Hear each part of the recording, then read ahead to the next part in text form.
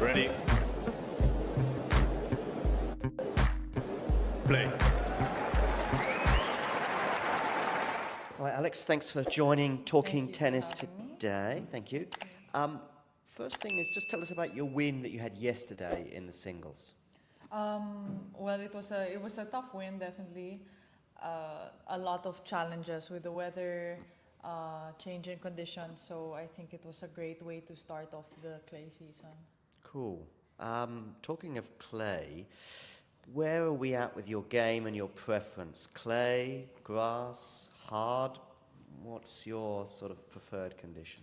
I prefer hard court. It's the one I grew up in. And I think my game naturally is more suited to that, but I've been, of course, I've been playing on clay for a long time as well. It's true that the clay season is shorter, much shorter than the hard season, but you know, I love clay and I'm just, you know, trying to get it to love me back. Good. You're going to be playing Udvardi next. Do you know much about her? And tell us what you're thinking ahead of that match. I've seen her around quite often.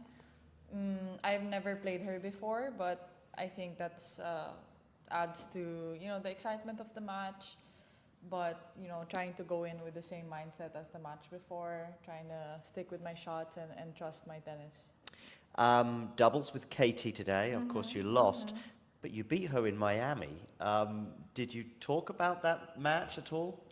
No, we haven't. She did congratulate me on, you know, that whole week, and she's a great sportsman. I think she's super nice, and we get along well. So I really enjoyed that doubles, even though we couldn't end up taking the win. But it's fun with her. Yeah. Yeah. How has life changed since that Miami run for you, or has it not changed at all? A lot has changed technically, but I don't really feel, at the same time, not much has changed. It's hard to explain. I've had the same work ethic since I was young, so nothing in terms of how I go about my day has really changed. Of course, there's a big difference between last month and this month in terms of my results, my ranking, but when you focus on the things that, you know, I need to focus on, there's nothing much. Okay. Yeah. Do you feel any more pressure? I think it's normal to feel some pressure after a big run like this. But tennis is a game that has a lot of pressure in whichever moment that you're in your life, and I think that I've done the best I could with my mentality and talking with my team about how I can handle it, and hopefully that shows on court. The win over Iga, is that the best moment of your career so far, would you say? Of course. I think all of those, I think all the wins that week, and even the match against Jessica was such a big, each such important moments in my life. Yeah. Yeah, sure. What about this? World number one or Grand Slam, if you could choose one? Grand Slam, Okay. hands down. Which one? Uh, ah, Wimbledon. Okay. Okay. Nice. But both. I mean, if I could, I would choose both. Yeah. Well, But oh, Grand of Slam. course. Yeah. Okay. Have you heard about these comparisons maybe with Leylah Fernandez? I mean, obviously in terms of your game, you're both lefties. You both sometimes take the ball early. Are you familiar with these comparisons, and how do you feel about that? No, I'm not really familiar with Okay. those comparisons, but I think Leylah's a great player. Obviously, she did the final in US Open a couple of years back, so she's a trailblazer in her own way. I think I'm not so close with her. We've had a couple of interactions, but she seems like a nice girl, so not mad about that comparison at all. She's a good player. Yeah. Have you got a favorite shot? It If I'm going to differs. give you a shot, and this is match point to win Wimbledon, what is it? That's a good question.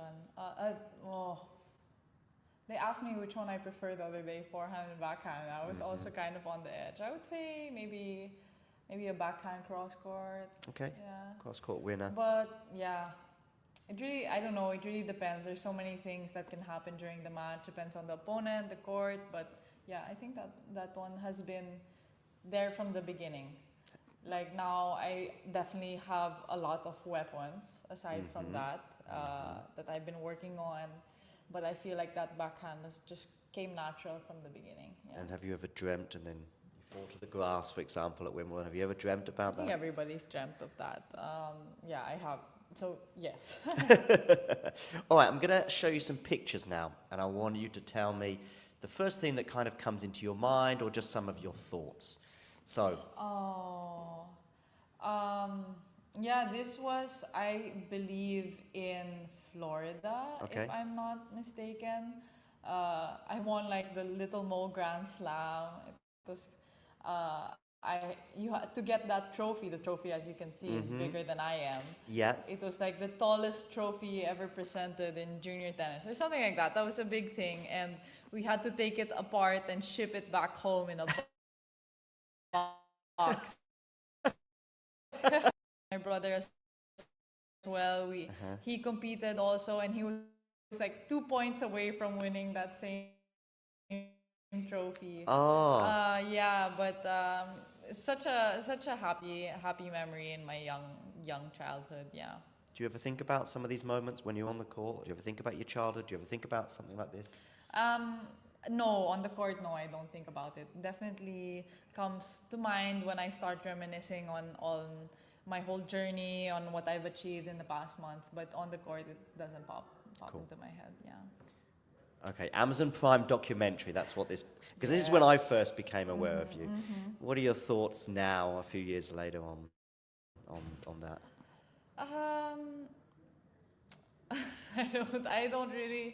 I don't know. I think a lot of people got to know me through this documentary. So obviously a big privilege to be part of that. A lot of people will come, oh, are you the girl from Amazon Prime? Yes, that's me. So now hopefully I'll be known for more things than that. For sure. But this is it's so nice to have these memories and these moments captured on camera. Yeah, cool. US Open junior title. I was there when you won You that. were there? Yes, I was. Yeah, Okay. just as a fan, but yeah, I was there. Okay. Yeah. Yeah, this was such a precious moment. I feel it was so full of emotion, and yeah, I started crying, and I feel like, of course, Junior Grand Slam doesn't guarantee anything for the future, but it's a huge achievement, you know, and it's still a decoration, you know. I think just the word Grand Slam and to win it in the courts, I feel. Cool. Actually, representing your country is something I want to speak to you about, because this image here is sort of also about being from the Philippines and being a professional tennis player.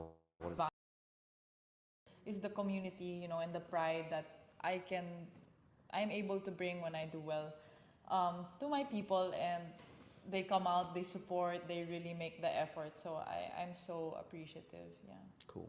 Next one is graduation from the Rafa Nadal Academy. Obviously, Iga and Rafa were there present. What did that mean to you when that happened? I was super excited because every year I would see who was the celebrity guest or who was the guest speaker at each graduation. And I remember there was Roger, I think Paul Gasol was there one year, and I was so excited when it was Iga because she had just come off a slam win or something. Yeah, I think the Roland French Open Garros, was the week yeah. before, because Rafa just lost to Novak, I remember. Yeah, I remember, and no, it was super happy, and I think Iga told me that I remember that she said she'll see me around on tour, and I was like so excited, you know, and it happened. Yeah, it definitely happened. She did see you around. This is after the win against Iga. I know. I've watched that video so many times, and it's just so heartwarming. I really tried to just stay in the moment and remember everything, how it felt to be there. But funny story, like I can't really remember anymore. Like I can't really remember what I saw or that moment right after the ball went out. So, but Do you remember how you were feeling or thinking on match point, or is it almost like you're watching just the video and you don't remember it? No, yeah, I do. I remember. Yeah, I think I felt. It was on the turn, right? Yeah, normally when match point comes against these big players, you know, you're trying to get yourself to stop thinking about what would happen if you win, because you know. But those thoughts didn't come to me at all during the match. I feel I was in a state of such focus that, you know, and I couldn't really believe it when I won. Yeah. Cool. Then this went viral. This moment that you had afterwards, where obviously you'd lost to Jessica, but you know I was watching this on TV and I thought, wow, this is amazing. I mean, obviously, hopefully you can have more of this. But again, what do you remember about this few minutes after you'd lost to Jessica? This was such a sweet moment for me. Let me tell you, I'm definitely not normally like this when I lose. No. But this was definitely a special circumstance. I remember the last couple of match points, I was able to save a match point, you know. Yeah. And I just tried to prolong the match as long as I could because I knew that this is where I wanted to be. And then after I sat down, after the handshake, I looked up and just so many flags of the Philippines and so many Filipinos. It was past midnight, they were there to stay, and I had just had the best run of my career so far. So there was so much to be happy about in that moment. Yeah. Cool. So that's that. Now, this is quite recently, I believe. I think this is after your run. But also I want to know about Rafa and the influence both his academy, but even Rafa as a player has had on you. Well, I've been there since I was 13, so obviously deeply rooted with the academy. Rafa has been a role model, you know, someone to look up to for so long, and I think the values match the values that the academy instills matched with the values that my family had when they were raising me, so that's why they felt so comfortable to send me over there. And of course, they have a part in a big part in my game. Yeah. And Rafa the player? Rafa the player. Did you enjoy his career, or were you a fan? Of course, I don't know who doesn't enjoy Rafa as a player. I remember I watched him one time in center court in French Open when I was young. So before even going to the academy, and it's crazy to see the intensity he has and the way he hits the ball. So much to look up to. Cool. What about here in Werash? What would it mean? I mean, you've not won a WTA title yet. What would that mean potentially if you were to have a good week here, for example, and maybe even lift the trophy? It would mean a lot. I think right now what I need is a lot of hours on court, a lot of hours playing at a level that I'm happy with, and a level that I know I'm capable of. So this is a tournament that will help me do that. Cool. Last question. I'd like to know about some sort of future goals, maybe even just for 2025.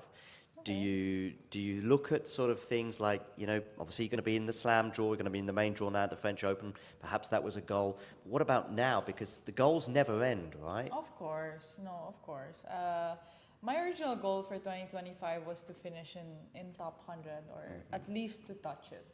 And now that I have touched it, it's a lot of new territory for me. So I'm trying to take it match by match, and I feel that's also why this tournament is important, because I'm coming off from such a good week, and I'm starting the clay season. So I give myself the space to figure it out, and then we'll see what my next set of goals are. I'm sure my team already has their own set of goals, but personally, I want to see how the situation unfolds. But is winning a title, just a title of whether it be 125, 250, is that one of the next goals? Yes, of course.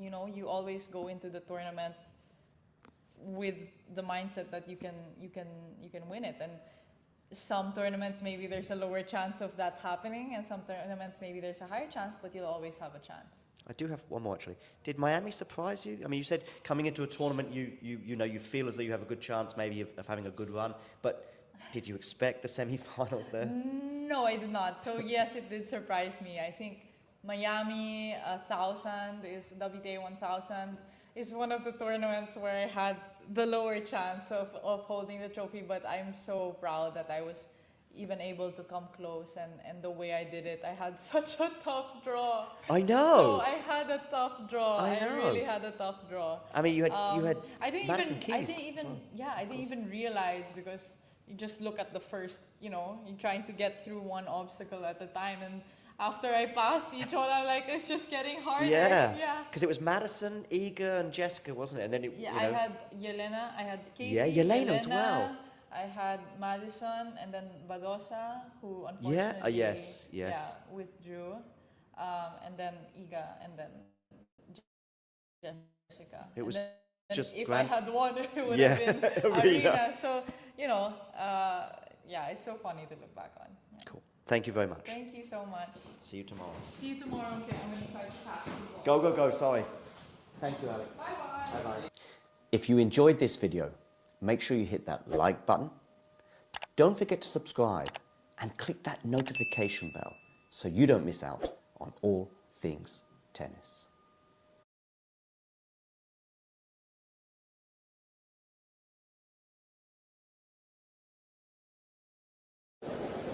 Ready? Play.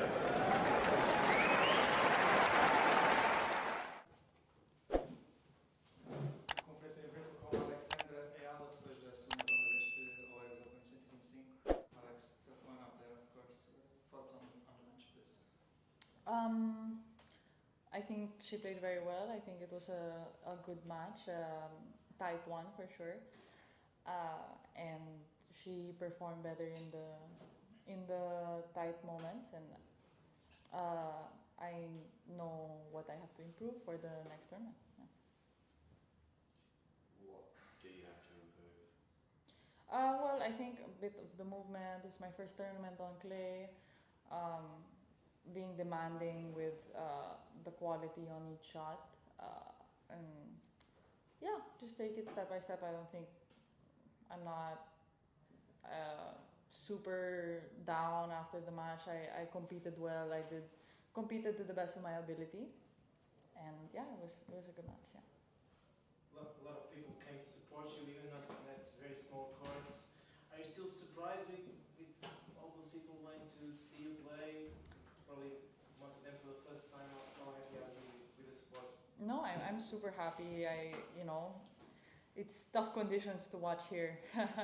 Cold, windy, a lot of the times raining, and I guess that also affects, the conditions of the court for the tennis. So for them to still be here and to support me despite that, it means a lot, yeah. Do you think the conditions maybe didn't help you today, or it didn't really matter? Maybe, the balls were a bit heavier. I think the weather definitely affects clay courts more in terms of changes of condition than other surfaces. I can't say for sure that, in the end it's the same. If the court's wet, the court's heavy. The court's heavy for her, the court's heavy for me. So maybe some certain aspects, are advantages to certain game styles, but that's not for me to say. I can't say that it was a disadvantage or whatever. It's just how the court was today. Yeah. Mentally speaking, how tough was it to go from the central court in Miami to the small court 17 or 18? I mean, was it easy for you? yeah, it was easy. In the end, I don't really care which court I play. I have to. This is the job. I don't expect now that I'm going to be in center court all the time. Yeah, you can't. You can't expect that. It's not a problem for me to be whichever court. Yeah. Yeah, now Madrid and Rome coming. You played Madrid a couple of times. How excited are you to play those two big events like Legend in the top 100? That's where you are at the moment, and how excited are you for that? Super excited. It's Madrid. I always love going back there, and Rome will be my first time. So much to look forward to. I think, my goals for this clay season, especially after Miami, is just to do better than last year. To improve my game on clay. It's quite a short period of time compared to hard. So yeah, just to feel myself do better and feel myself keeping the level. Yeah. What is it about clay, do you think, for you and your game that makes it maybe a little bit more tricky than hardcourt, for example? Well, I grew up on hardcourt, so it comes more natural to me, and maybe my game is a bit more suited to there, how to move, but not to say that it should change on clay. I don't think it's in the end it's a court, so of course maybe the bounce is higher, it's affected by the weather, but you can't make it such a big deal. It's nothing to change my whole game over, so I believe that I can do just as well on clay as I can on hard. Yeah. Just coming back to the match today, I mean, 1 or 2 points either way, and we could be looking at a third set, who knows? And there's one big point in the tie break, I think at 2-4 maybe, or 3-2, and I know you had the line checked. From where I was standing, it was difficult to tell, but you were pretty, keen to have the umpire come and have a look.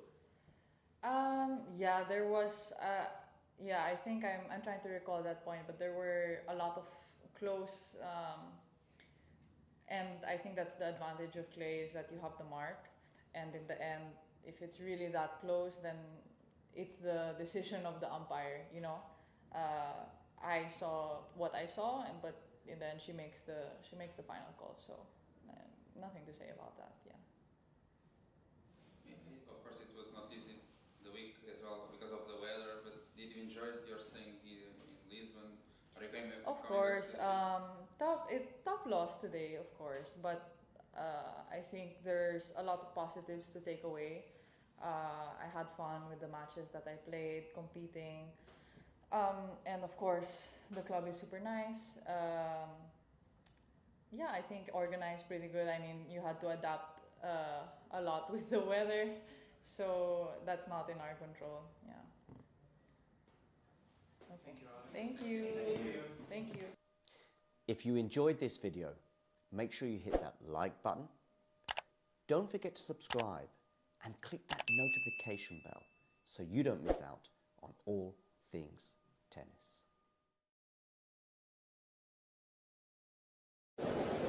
Ready? Play. Hi everyone, and especially hello to you, Alex Eala fans. I want to highlight something though that you might not be aware of, which is the fact that you can become a member. Click that button that says join. And what kind of things can you benefit if you become a member? Well, let's have a quick look. Here you can see some of the things that you will get as a member. First of all, you'll get exclusive videos that'll only be for you first. Secondly, you'll get other videos that will never be released to the public, just for you members. There are various different levels of membership, but you can begin by just becoming a member from as little as €2, £2, or $2 per month. That's a little over 100 Philippine pesos a month. So not much for some extra content, including some Alex Eala content. In fact, if we look at 2 recent uploads, we've got some of her practices and returns and slices, plus footage of her meeting, greeting, and signing autographs for fans. We've also got an unedited preview and prediction here of her upcoming clash in Miami. And we also have an unedited video of her being interviewed by myself last year in Portugal. Completely unedited and almost 20 minutes, exclusive for members only.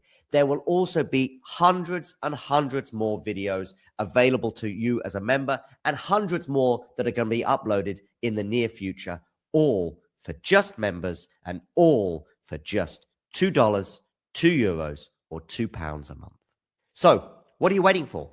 Just click that join button right now and become a member and get access to the extra footage and, of course, little emojis, including an Alex Eala one, of course. If you enjoyed this video, make sure you hit that like button. Don't forget to subscribe and click that notification bell so you don't miss out on all things tennis.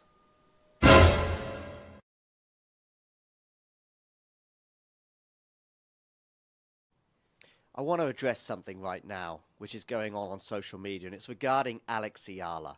And it's people getting angry and upset when Alex Eala loses a tennis match, by the way. They're going, look, see, this is why you shouldn't be so hyping her up. What is this hype all about? Let me tell you now, there is no Alex Eala hype. She is living in your heads rent-free, as are the fans, by the way, which I think is a marvelous thing for tennis. And as someone who wants tennis to expand and be welcomed in other parts of the world and welcome those into tennis with open arms, you guys that are actually trying to quell that are actually saying, no, I want to keep tennis just for me and the small amount of elites that already are within the sport. I want to see it expand, and I'm wonderfully welcoming to a part of the world such as the Philippines, which has been yearning and is obviously desperate for a sports star to fill the chasm, the void that is obvious and apparent in the wake of the retirement of Manny Pacquiao.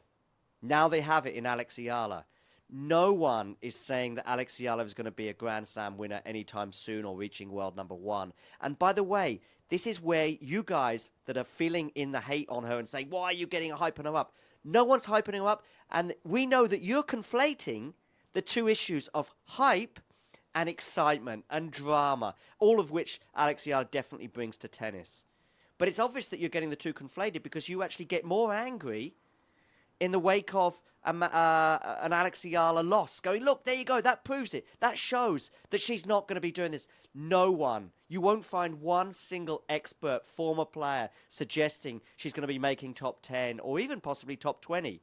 And yet she is world number 32. She's the 32nd best tennis player in the world. That is what she's being recognized for in terms of her tennis ability. But of course, there's a much more wider significance. And if you look at a bit of tennis history, I think it's quite important. You become to realize that not everybody is just about winning titles, about what they can bring to the sport. And what Alex Eala is certainly delivering right now in terms of fandom and interest in the sport. I sometimes wonder, by the way, those of you that are getting really annoyed by this, you're actually really angry about the excitement that she brings and the seats that she fills within a stadium. I sometimes wonder if you get tennis, if you get sport or even if you get life.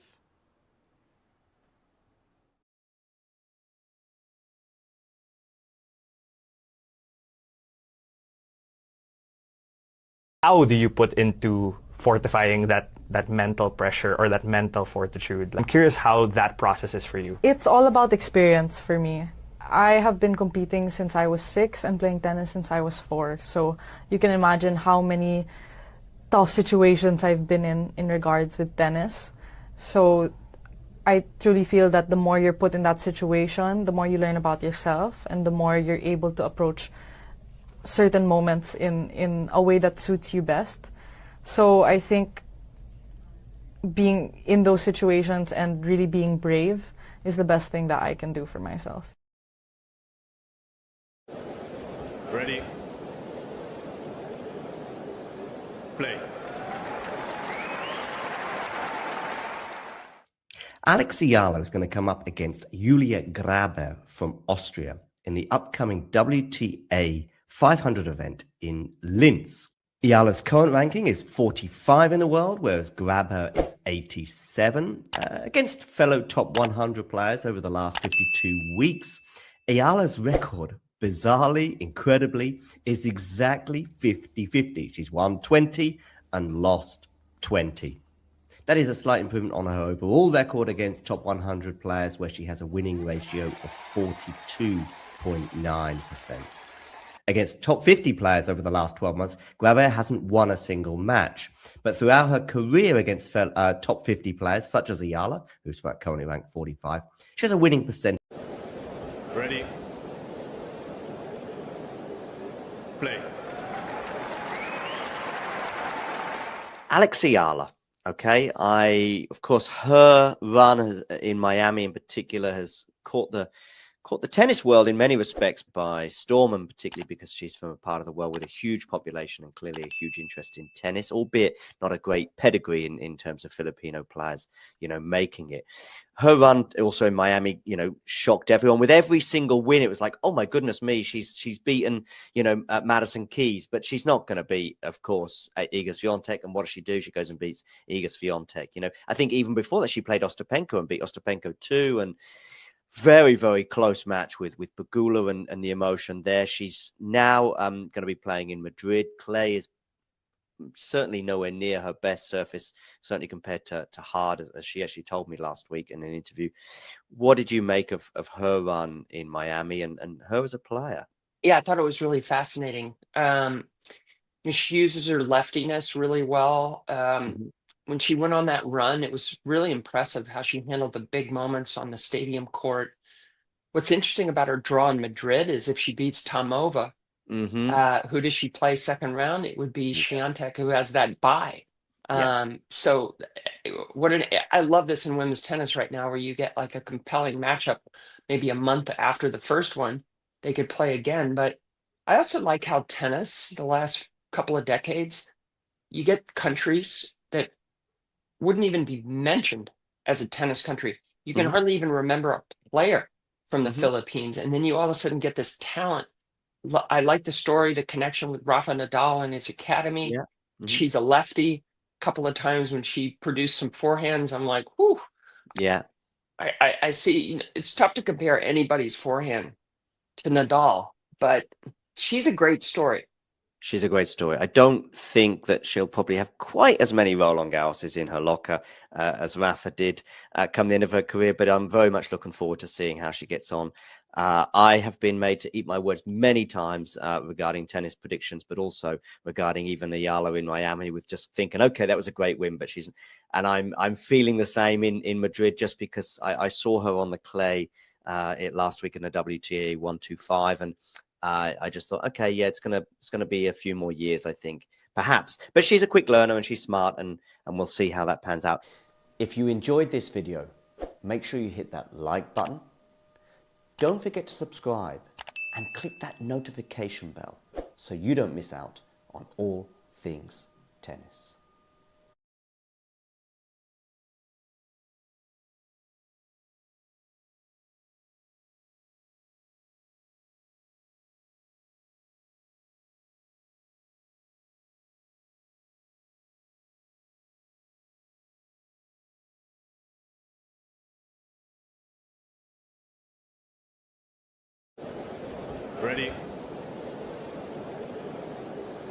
play.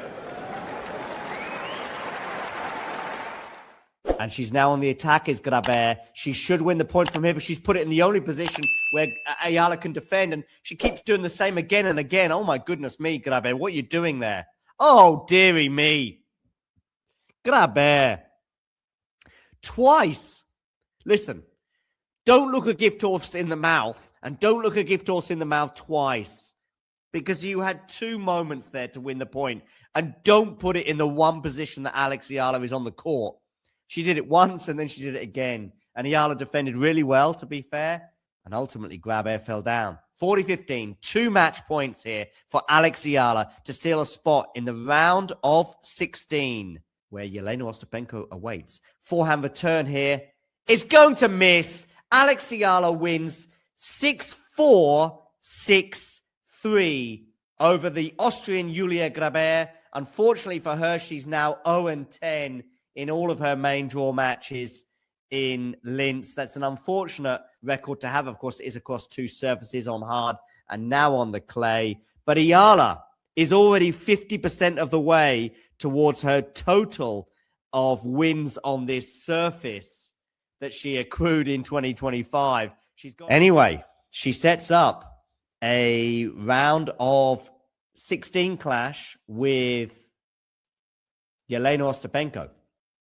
All right, let's look forward to Alex Eala's upcoming clash with Jelena Ostapenko. Now, this is a player that Eala has played before. And in fact, they've played each other twice before.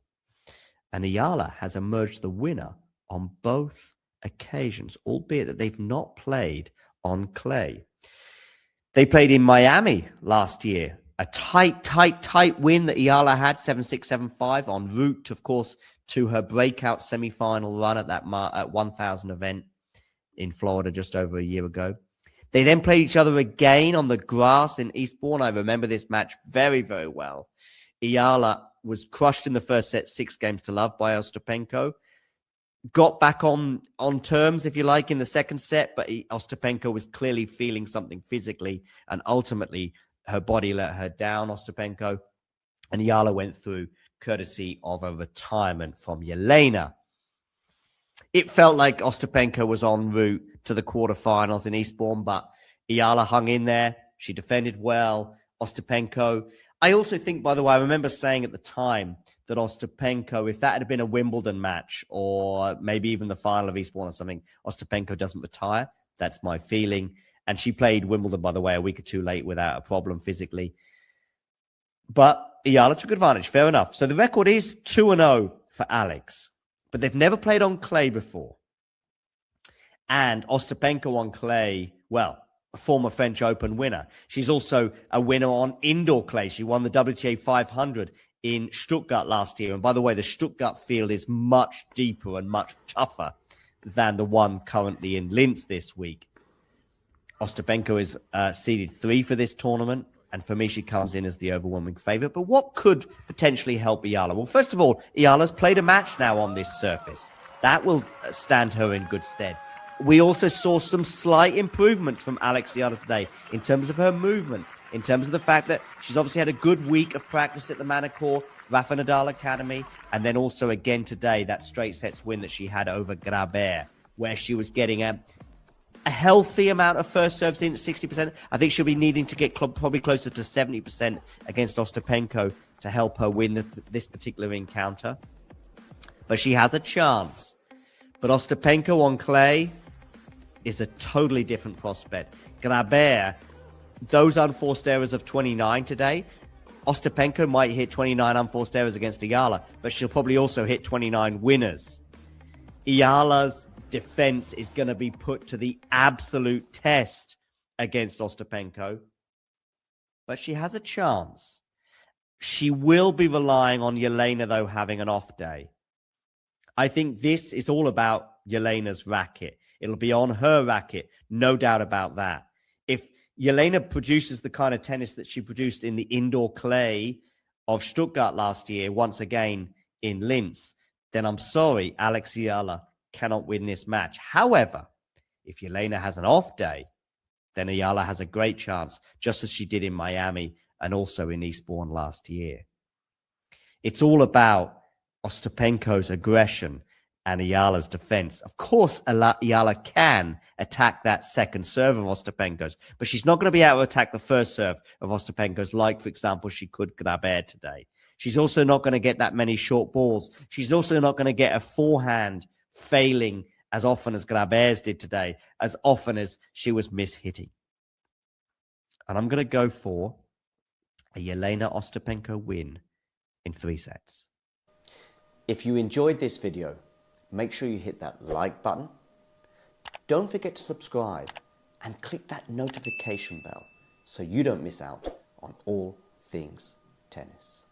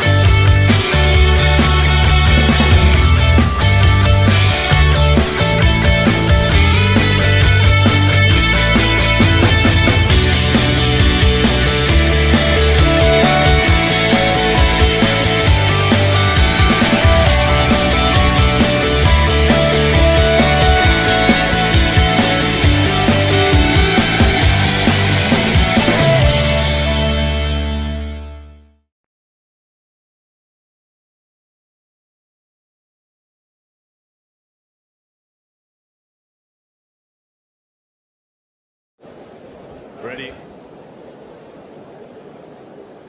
Play. How has life changed since that Miami run for you, or has it not changed at all? A lot has changed technically, but I don't really feel, at the same time, not much has changed. It's hard to explain. I've had the same work ethic since I was young, so nothing in terms of how I go about my day has really changed. Of course, there's a big difference between last month and this month in terms of my results, my ranking, but when you focus on the things that I need to focus on, there's nothing much. Okay. Yeah. Do you feel any more pressure? I think it's normal to feel some pressure after a big run like this.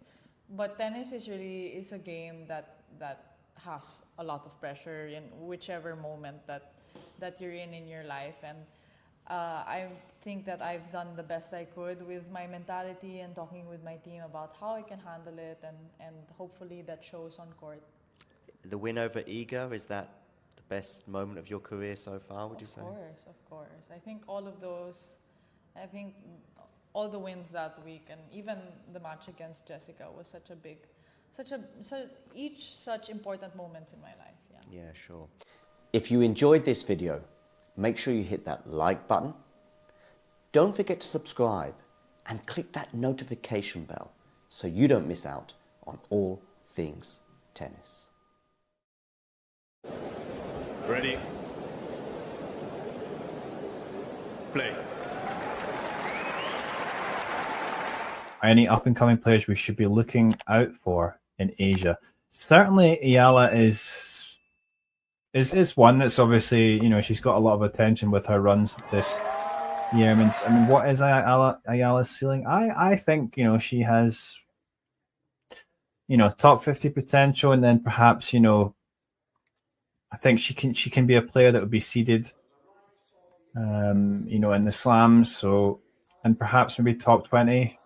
Who knows? That's maybe her ceiling, I would say. But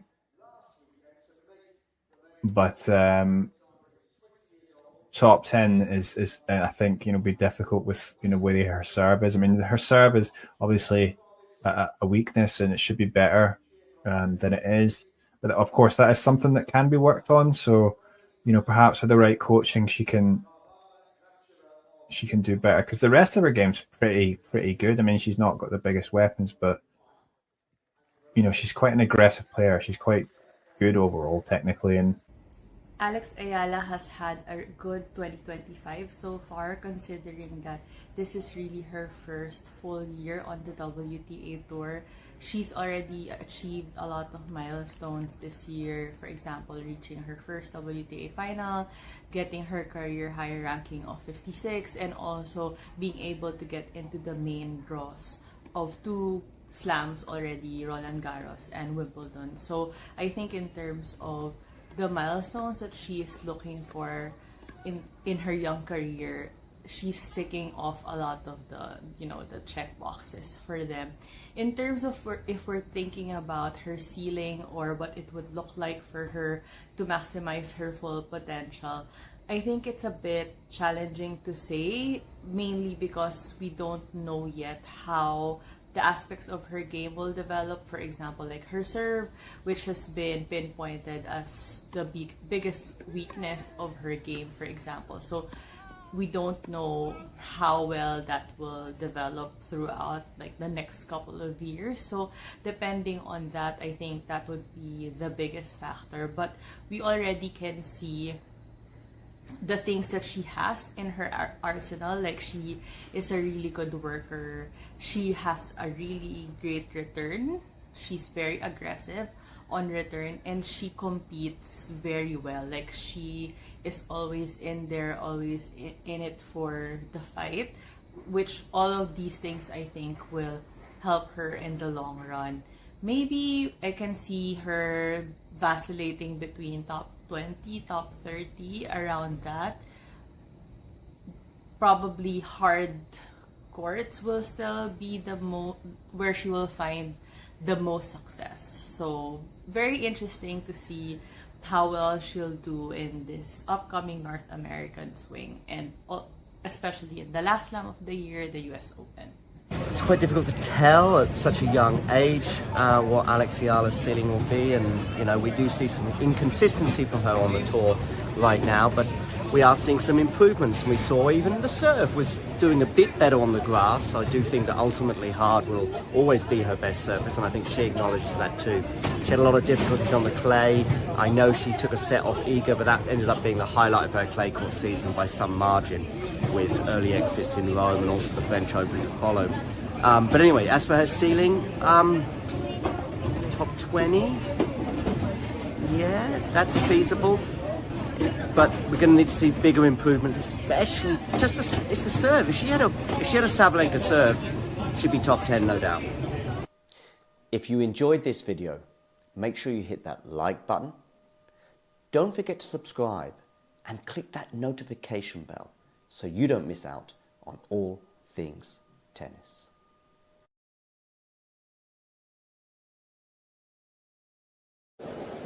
Ready? Play. Hi everyone, and especially hello to you, Alex Eala fans. I want to highlight something though that you might not be aware of, which is the fact that you can become a member. Click that button that says join. And what kind of things can you benefit if you become a member? Well, let's have a quick look.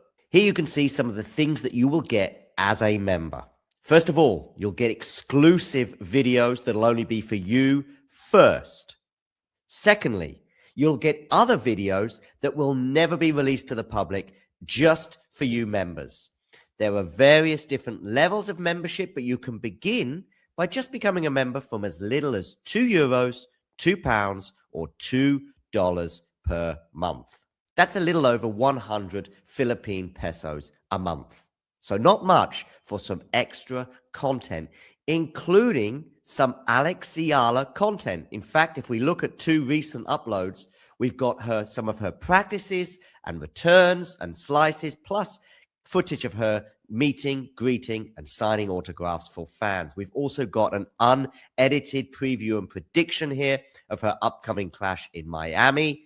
And we also have an unedited video of her being interviewed by myself last year in Portugal. Completely unedited and almost 20 minutes, exclusive for members only. There will also be hundreds and hundreds more videos available to you as a member and hundreds more that are going to be uploaded in the near future, all for just members and all for just $2, €2, or £2 a month. So, what are you waiting for? Just click that join button right now and become a member and get access to the extra footage and, of course, little emojis, including an Alex Eala one, of course. If you enjoyed this video, make sure you hit that like button. Don't forget to subscribe and click that notification bell so you don't miss out on all things tennis.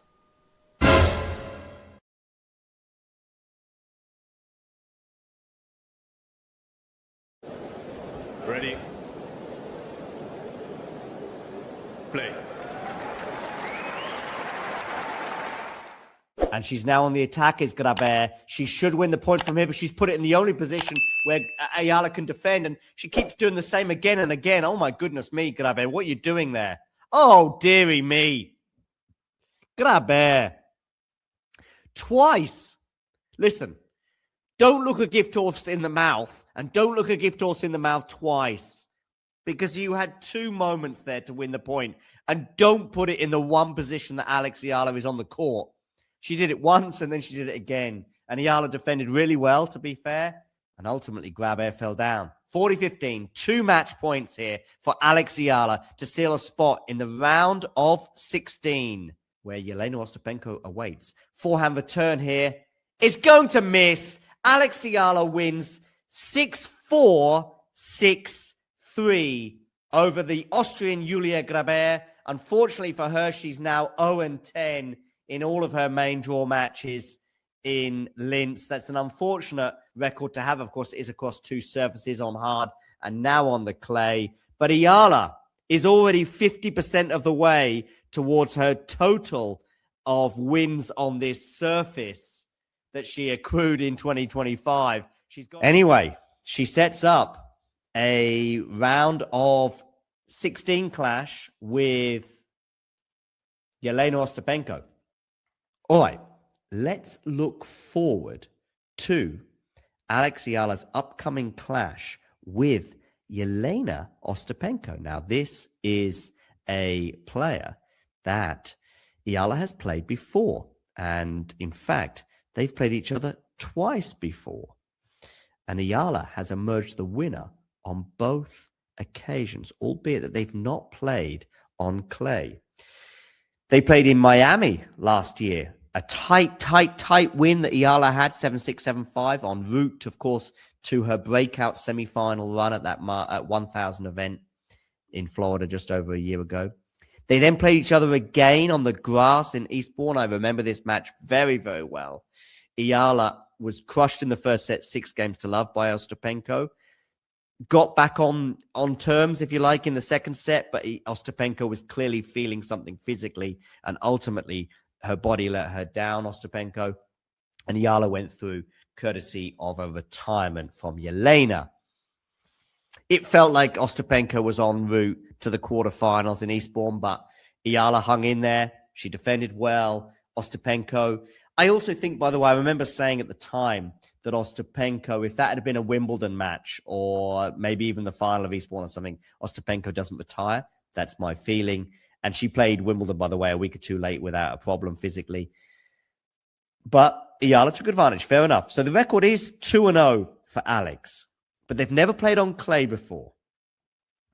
And Ostapenko on clay, well, a former French Open winner. She's also a winner on indoor clay. She won the WTA 500 in Stuttgart last year. And by the way, the Stuttgart field is much deeper and much tougher than the one currently in Linz this week. Ostapenko is seeded 3 for this tournament, and for me, she comes in as the overwhelming favorite. But what could potentially help Eala? Well, first of all, Eala's played a match now on this surface. That will stand her in good stead.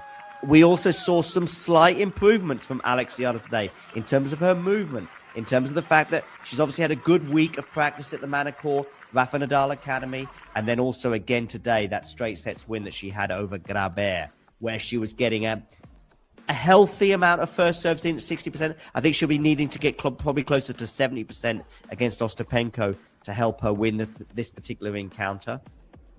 But she has a chance. But Ostapenko on clay is a totally different prospect. Grabert, those unforced errors of 29 today, Ostapenko might hit 29 unforced errors against Eala, but she'll probably also hit 29 winners.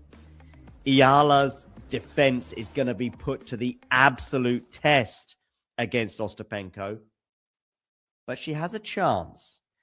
She will be relying on Jelena, though, having an off day. I think this is all about Jelena's racket. It'll be on her racket, no doubt about that.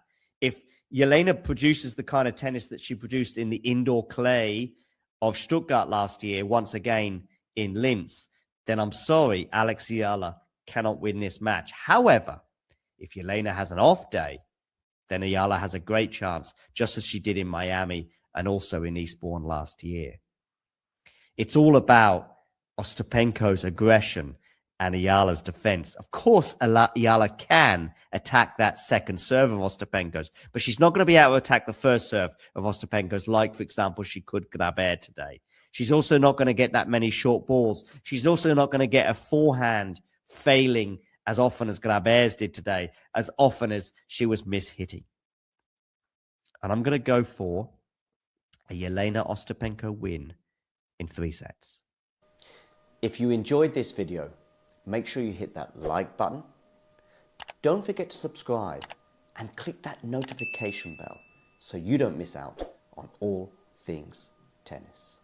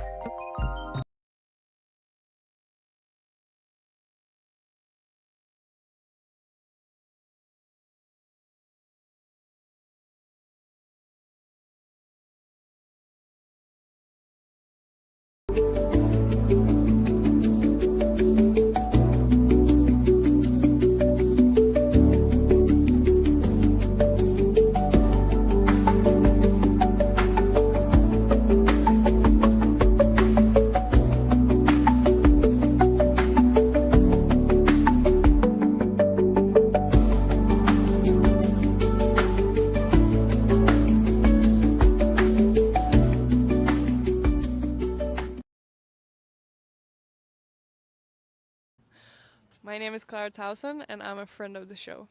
Boom. I am Francisca George, and I'm a friend of the show. Perfect.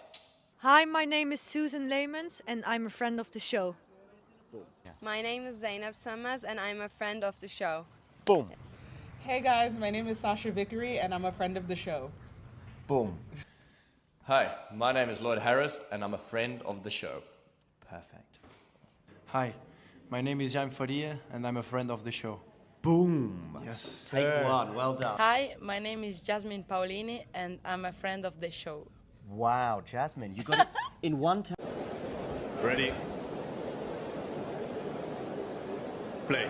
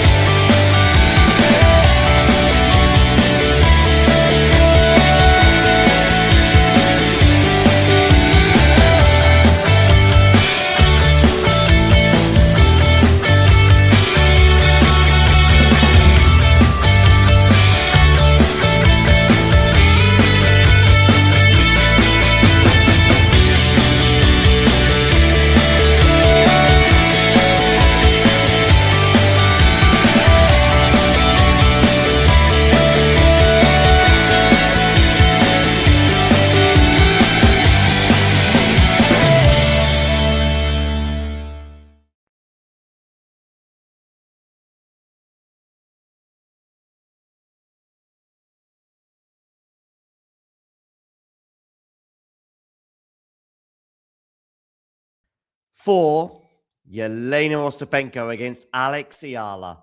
This is the upcoming match in Linz. Do make sure you hit that like button.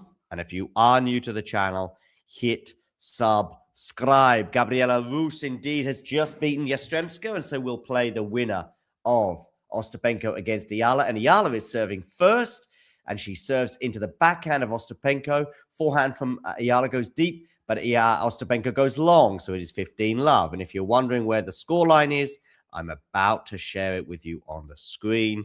Just hold your wonderful horses. Let's have a quick listen to Stefanos Tsitsipas. What's he got to say?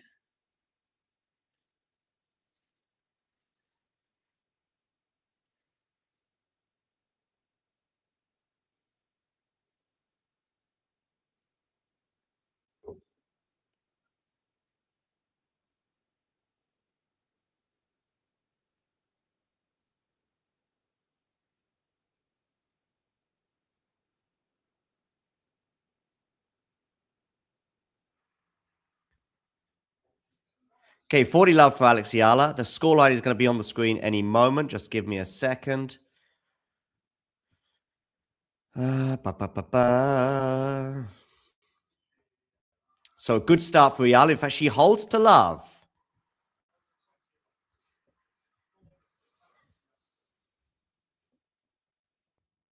Of course, they have played twice before, and Eala has won both of those clashes. Do hit that like button, by the way. If you're new to the channel and you haven't already hit subscribe, if you hit subscribe, you will see it. You will see it happen in real time. Because in that corner, you'll see the scoreline get updated. Okay, what about this, though? Maybe this is a slightly better view so you can see the scoreline in bigger case.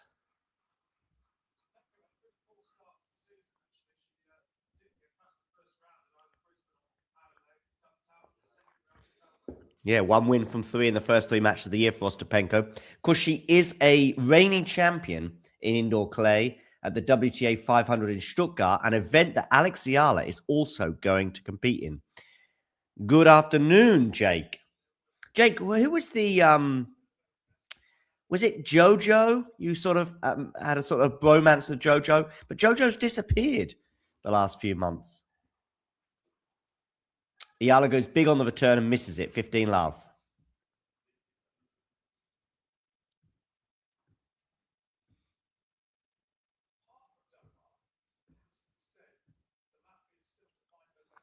Yeah, so Doha aside, where she got to the semis, didn't she, before losing to Mboko. It's been a rough year for Ostapenko, but maybe her season's about to come alive. Now we're on to the natural surfaces. Of course, I remember seeing her this time 2 years ago. That is a thing that Eala might struggle with a bit today. It's the second serve, where she's normally pounding those back. Ostapenko's second serve is pretty decent.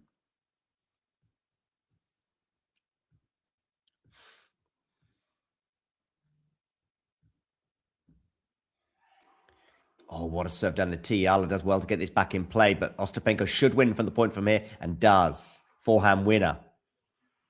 40 love. So far, we've not had a point against the serve.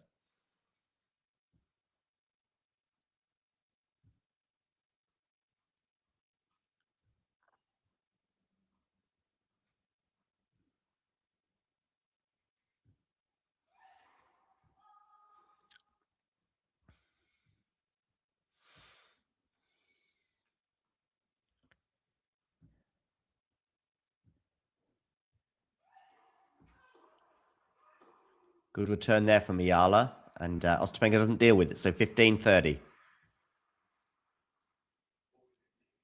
Sorry, 15-30. What are you saying, Johnny boy? 40-15.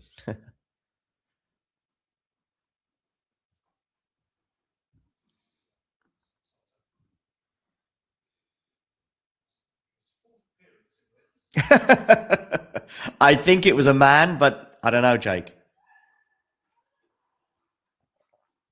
Oh, a drop shot here. Eala is going to get it, but surely Ostapenko wins the point from here, and she does, hitting the backhand into the open court. She smiles and nods her head like this. I mean, Eala at least has scored one more game than she did in the opening set against Ostapenko in Eastbourne last year. It is a match in which Eala ultimately prevailed, but yeah, the first set was 6-love for Ostapenko, but Ostapenko retired hurt in the third set. As I mentioned in my preview, oh, ace there from Eala. How about that? An ace from Alex Eala on clay. Yes, people, you did hear me right.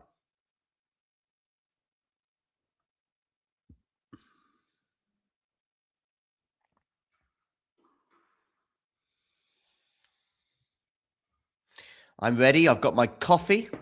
I've got water in one bottle and water in another glass. Now, that is something that is going to happen, I think, a few times today. We are going to see Ostapenko hit some crushing returns. And she did so there to help her win that point. 15-all.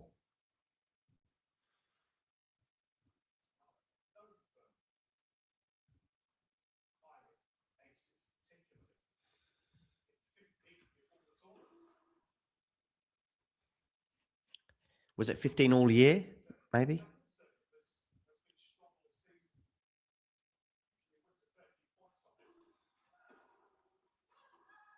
Oh, Ostapenko goes just long with that return.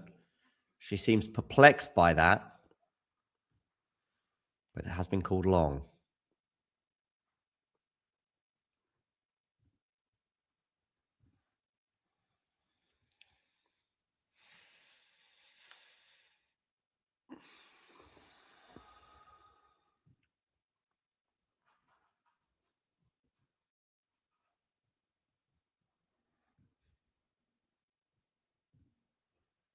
So 30-15. Good shot there from Eala. And I think it's just going to go wide from Ostapenko. It is 40-15.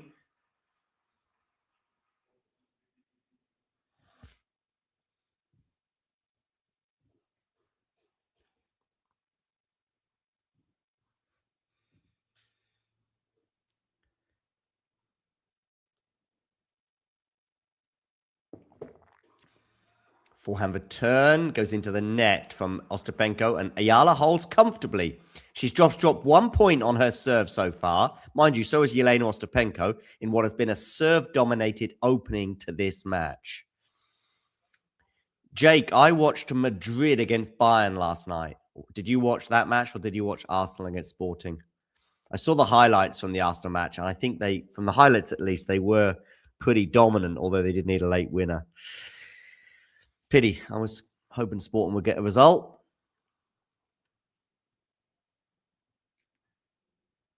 Okay. We have, listen to this, people. We have 332 people watching on YouTube right now. I want you to all hit that like button, and I want you to all hit subscribe. If you all hit subscribe right now, this number above my head is going to go crazy. In fact, I guarantee you, if everybody hits subscribe right now who hasn't subscribed, that number is going to go up to 29,000. I guarantee it. Because there's about 200 of you watching right now, and you have not subscribed. I know some of you have, but some of you haven't. And if you all click that subscribe button right now, not only will this number blow up, so will the internet.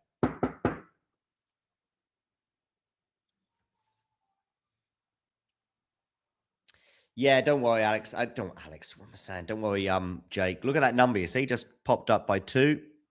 It'll keep going if you keep hitting subscribe. Yeah, 2-1, Alex Eala remaining on serve. I think if we're going to get to 30,000 this week, we probably need Eala to win the title. But we'll get to 30,000 next week. We'll get 29,000. We're going to get to 29,000, by the way, in the next 10 minutes. It's going to happen in the next 10 minutes, so stay tuned. There we go. Look at this. See, look. Could even be less than 10 minutes. Oh, look at this number. Keep going and going and going. We might even get there in the next 5 minutes to 29,000. Okay, back to the match because the players are on court and Ostapenko is serving. Neither player had to face a break point thus far, and Ostapenko gets off to a flyer on her serve. 15-love.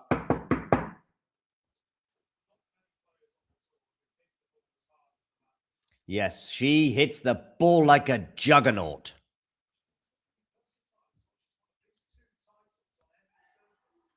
Oh, good serve there from Ostapenko. And now she's missed the forehand, though. It was a fairly easy +1. She's looking at the line, perplexed once again. That's the second time today that's happened. And I had to say, I thought it landed out, at least to the naked eye.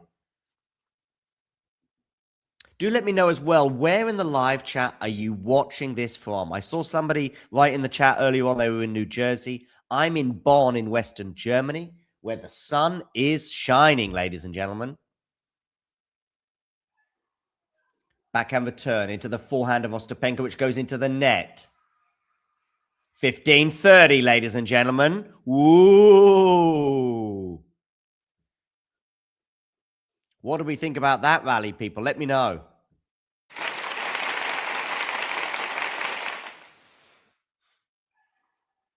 Serves on the tee. Forehand now from Ostapenko is going to be too good. Is it from Eala? Eala defends. Eala defends. Eala defends. But she can't defend that. 30-all.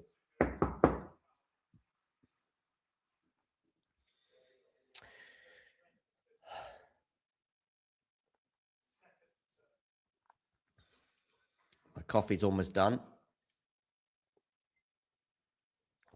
I want to go for a run today, but for me to go for a run, for me to have time to go for a run, I probably need a straight sets result here. 30-all. So under 2 hours anyway, match. Especially if it's an Eala win, because then I'll have to do an Eala preview. And if she wins, or whoever wins this match, is going to be playing Rusa in the next round. Backhand winner there for Ostapenko, 40-30, game point.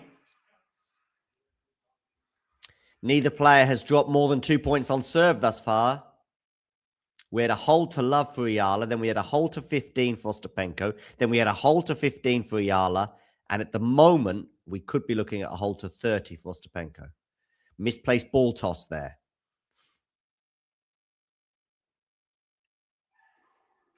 Backhand return from Eala's missed. So, Ostapenko holds 2-all. Zwei beide auf Deutsch. Dos iguales en español. I don't know how to say it in Tagalog.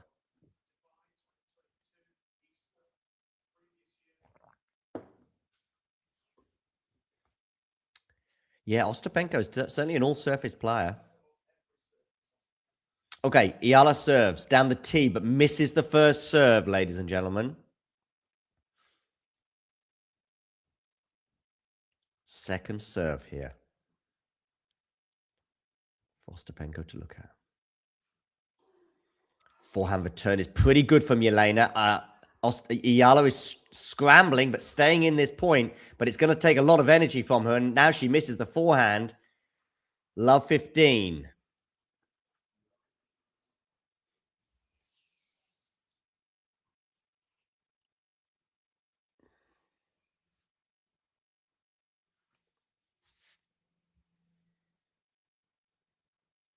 Okay, Eala serving here. 2-all, love 15. It's the first time she's lost her first point on her serve. Oh, and she's going to miss this forehand as well. So love 30.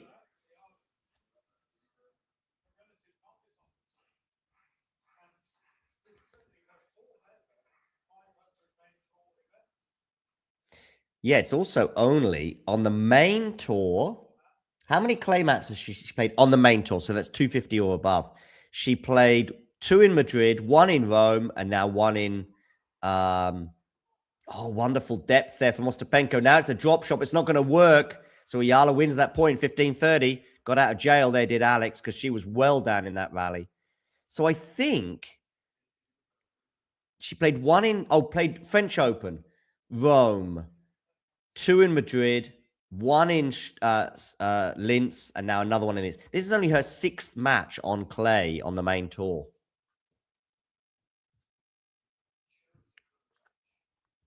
Let me know in the live chat how many likes do we have on this video. Be good to know. Forehand return. Now it's on the forehand of Eala. She should win the point from here and does. 30-all. She also got a little bit lucky there because she went with that forehand big down the middle of the court and in fact gave Ostapenko a chance to get back into the rally, but Ostapenko wasn't quite able to take it.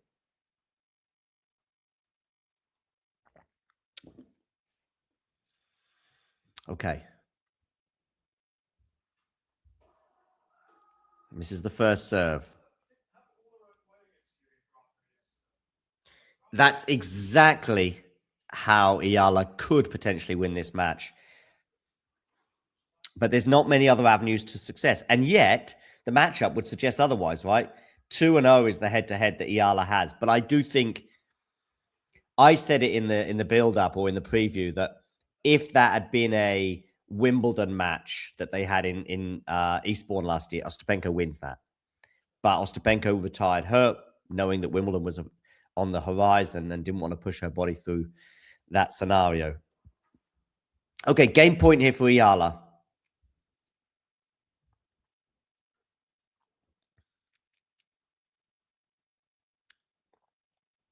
Is she going to be able to destroy this second serve here? Well, a misplaced ball toss from Eala is not a great start.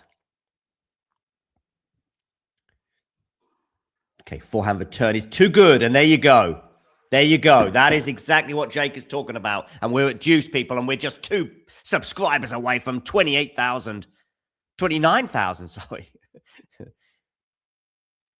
2 subscribers to 29K. Who is it going to be? Who's going to be that wonderfully lucky person who is watching right now, who's going to click subscribe and be that 29,000? First serve goes into the net from Alex Eala. Just 1 to go. I said about 4 minutes ago, I said we'd get to there in 10 minutes. Okay, backhand down to the forehand. Has gone along there from Ostapenko, so we're going to get another game point here for Alex Eala. Thank you, Christoph. Thank you for hitting subscribe. Christopher Abanoja, wonderful that you hit subscribe. So did someone else, and we have now breached that 29,000 mark. Next stop, 30,000, which is not going to happen today, people. If this goes 3 sets, we might get to 29,100. And if it goes to 3 sets and Eala wins, I think we'll be on 29,200 by the end of the day. There you go. That's what I know. Oh, what a return there from Ostapenko. Deuce.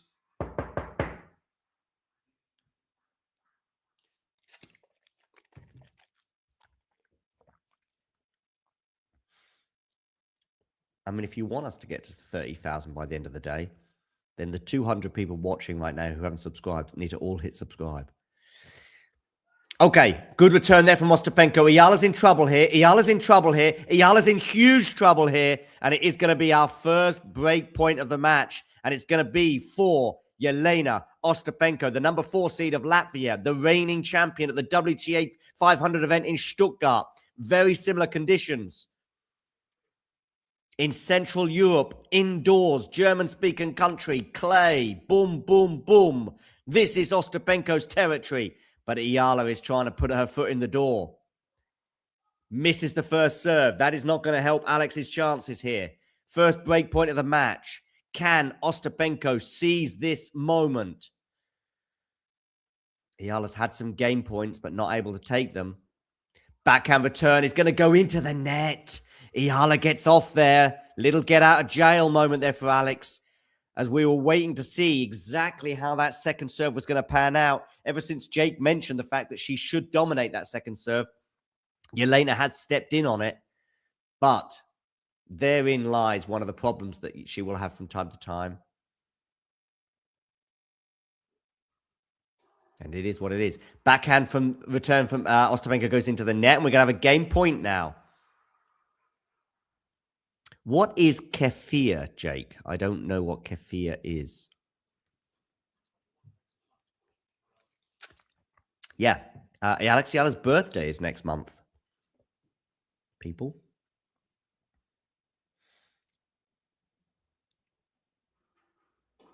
Misses the first serve there, does Eala?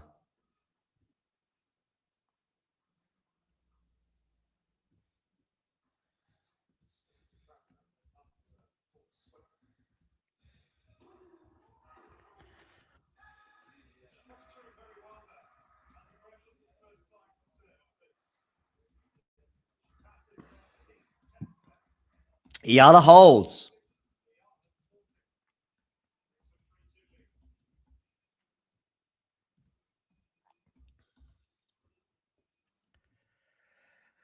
Okay.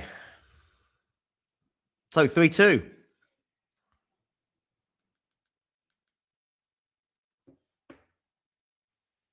Yeah, I'm sure, Jake, that dropping alcohol from your diet is an extreme calorie loss, if you know what I mean, in terms of the fact that the old stomach will get a bit flattened.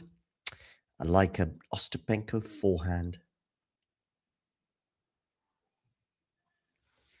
So we're on serve. Eala's had to save the first break points of the match. Of course, this time 2 years ago, Jelena Ostapenko was in Werash playing Billie Jean King Cup for Latvia. She beat Zeynep Sonmez there, didn't she? But I think she also suffered a loss or two as well. Maybe Susan Leymans beat her for the Netherlands. That was a really stacked draw in Werash. Okay, so good start here for Eala, I would suggest. She has not been broken thus far. She's had a couple of comfortable holds before having to fend off a break point in that previous game. And now the pressure's on Jelena Ostapenko, serving at 2-3. Do let me know in the live chat where you're watching this match. I'm in Bonn in Western Germany. I'm sure some of you are in the Philippines, where I think it's... What time is it in the Philippines right now? 20 past 11, maybe? No, 20 past 10. Where is here? 7 Apu 7 Apu Malakia 59. Where is that? Are you in Linz or are you in the Philippines? 15 love for Ostapenko after a forehand winner there.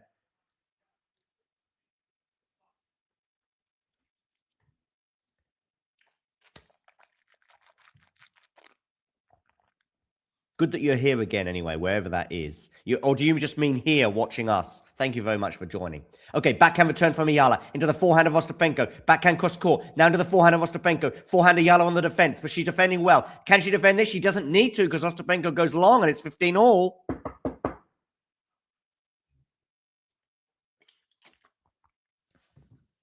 Oakley dokley. Oh, completely, Jake. Completely, I agree.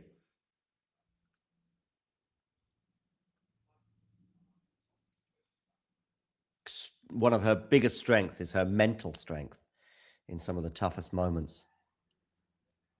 I mean, even the 3-set losses she has, maybe with the exception of that Eastbourne final, but the other 3-set losses she has, and she seems to win a lot of 3-setters as well, it's just, there's just not much she could have done about it, you know? I'm thinking about Swiatek, for example, in Madrid last year. Was Mboko as well towards the end of last year? Was that a 3-setter? In Tokyo, maybe?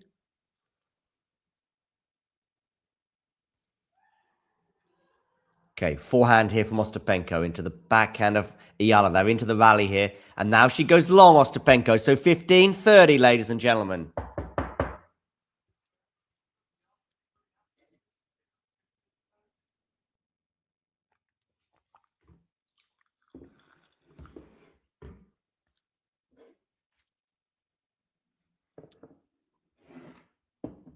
Okay, can Eala get her first break points of this match?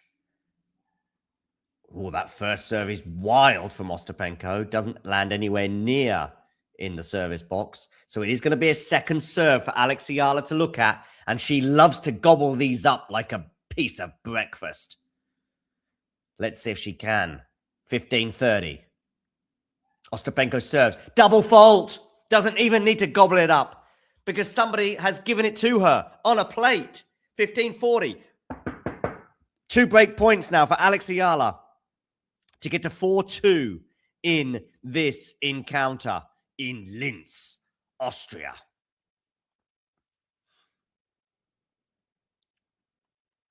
Okay. Jelena Ostapenko, 15-40. Serves. Misses the first serve. She went down the tee, so she was going for the lefty forehand return from Eala. It's going to be a second serve for Alex Eala to look at. This one lands in just. Oh, but that's the thing with the Ostapenko second serve. It's really good. Much like the Coco Gauff second serve. I know both Coco and Jelena, but particularly Coco, have issues with double faults. But for one of the reasons is that they take risks on that second serve. Indeed, Jake, a great second serve. And that is the tactic against Eala. I think I saw Noskova deploy something similar as well. It's like, you know what? I'm going to hit 5 double faults in this match. No problem. I'm just going to make my second serve really difficult for Alex. And Noskova plays with good margin as well. She's an aggressive player. Okay, still a break point here, though. Forehand from Ostapenko into the backhand of Eala. She's scrambling. She can't get that one. Deuce.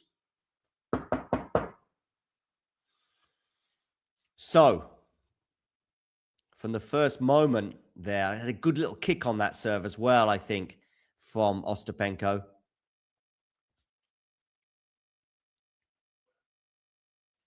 And now she's dishing up flat forehand pancakes that Eala cannot consume. Okay, backhand return, though, from Alex is not bad. And that forehand is wayward from Eala. From Ostapenko. So we're going to have another break point for the Filipina. Her third one of the game. And her third one of the first set. We didn't really have much of an impression on either serve until the last couple of games when Eala had to save a couple of break points. And now Ostapenko is facing a similar amount of pressure to her serve.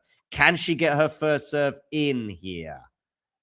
Yes. Forehand return. Drop shot from Ostapenko is not going to land over the net. Alex Eala gets the break. She leads 4-2.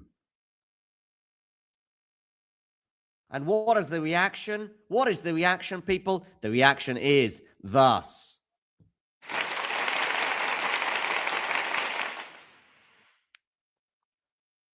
So, Eala leads 4-2. Third time lucky for Alex in terms of the break point opportunity she had there from Ostapenko. And it's the unforced errors that Jake highlighted that could be the difference in this match? Yep. First break time. Okay, gonna go long there though, Eala. Love 15.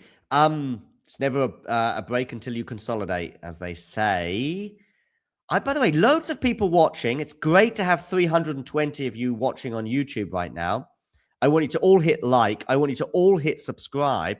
And I also want you to tell me, where in the world are you watching this match from? I know Jake, or I'm pretty sure Jake is in Wales. I'm in Germany. Ostapenko era, so 15 all. The match is taking place in Austria between a Latvian and a Filipina. I believe in Manila right now it is, I'm going to say 25 past 10 in the evening. First serve misses here from Eala. Second serve here for Ostapenko to look at. This feels like a return winner or net return. It's a return winner. It's one or the other. And on that occasion, it's a winner. So 15-30.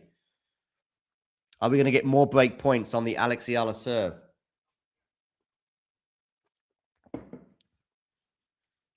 By the way, we had Ozan in the chat yesterday, and Ozan was saying, oh, you might get to 30,000 subscribers by Berlin. I was like, by Berlin? I want to be there by Stuttgart. Berlin is weeks away. Forehand goes into the net. Oh, 25 past 9 in the Philippines. Okay, so it's even earlier than I thought. 30 all. 25 past 9 in the Philippines. In Manila. I can see Jonathan and Gripo Comics. Jonathan and Gripo Comics. Some wonderful names, by the way. Jonathan Valiante and Gripo Comics. If you haven't already hit subscribe, please do. And say hi to Jake. Jake is in Wales. Yeah, by a lot of the... I'm very pleased that they put this match on a little bit earlier to appeal to the Philippine audience. Backhand return here into the backhand of Eala, which is going to go up the line, but she's going to miss. We're going to have another break point for Jelena Ostapenko.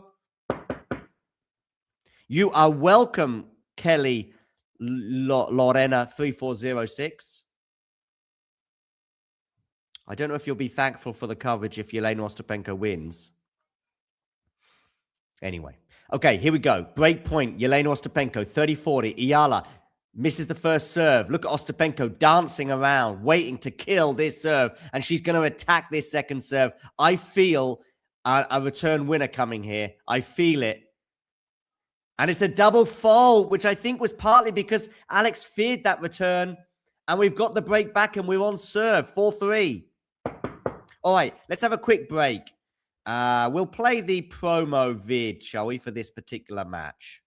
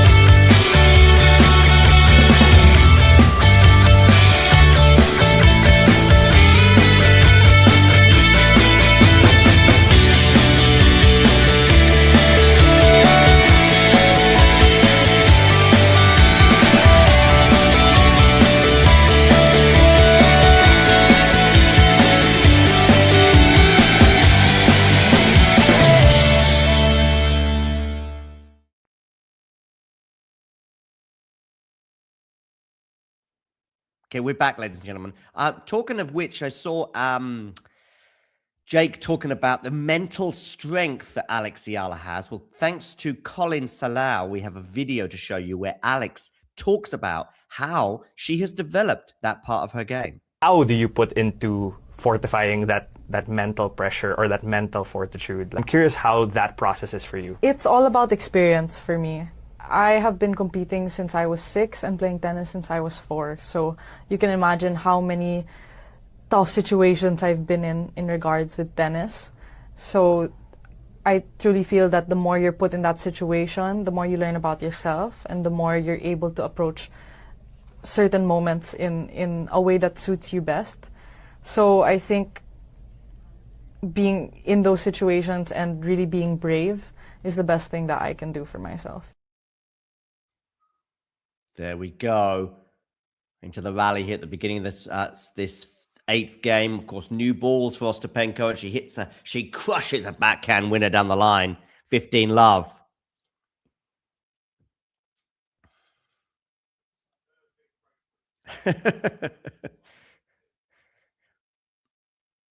Although I'm not sure, I think Rafa's hair might be a little bit shorter these days. Drive volley here from Ostapenko, winner, 30-love.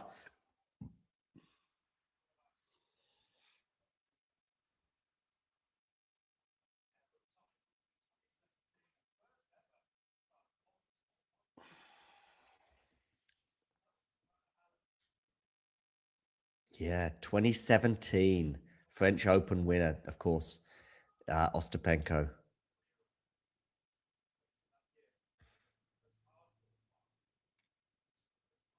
I think if she is to make another Grand Slam final, it'll be Wimbledon. But she's just got to stay focused for, 12, 13 days. And look at that second serve, you see?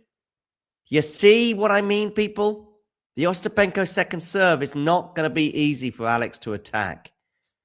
40-love.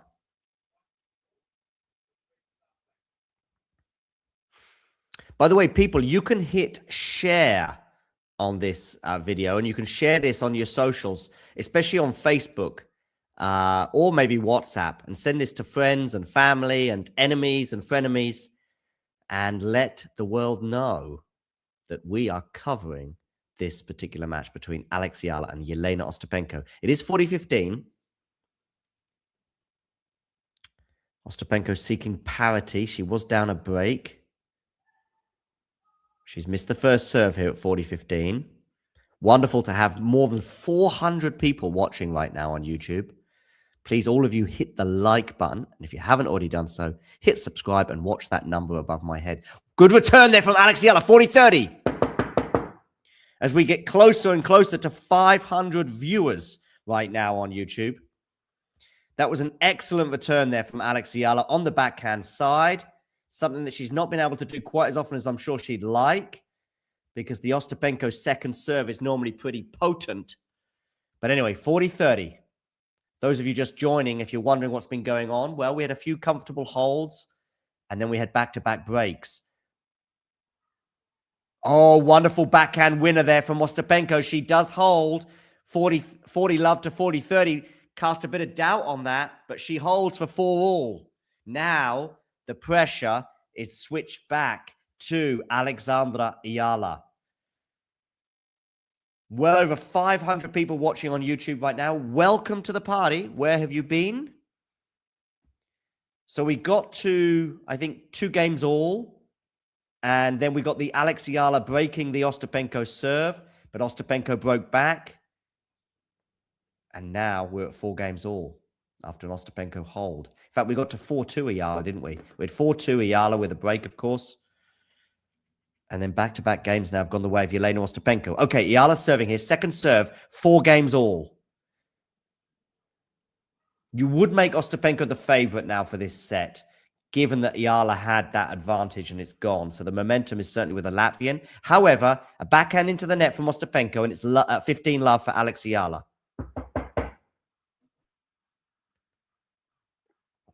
I know we've got people, Joe here watching from Nevada. Welcome, Joe. Good to have you on board. I apologize. I need to learn some Tagalog. Teach me some Tagalog, people. Let me know in the live chat.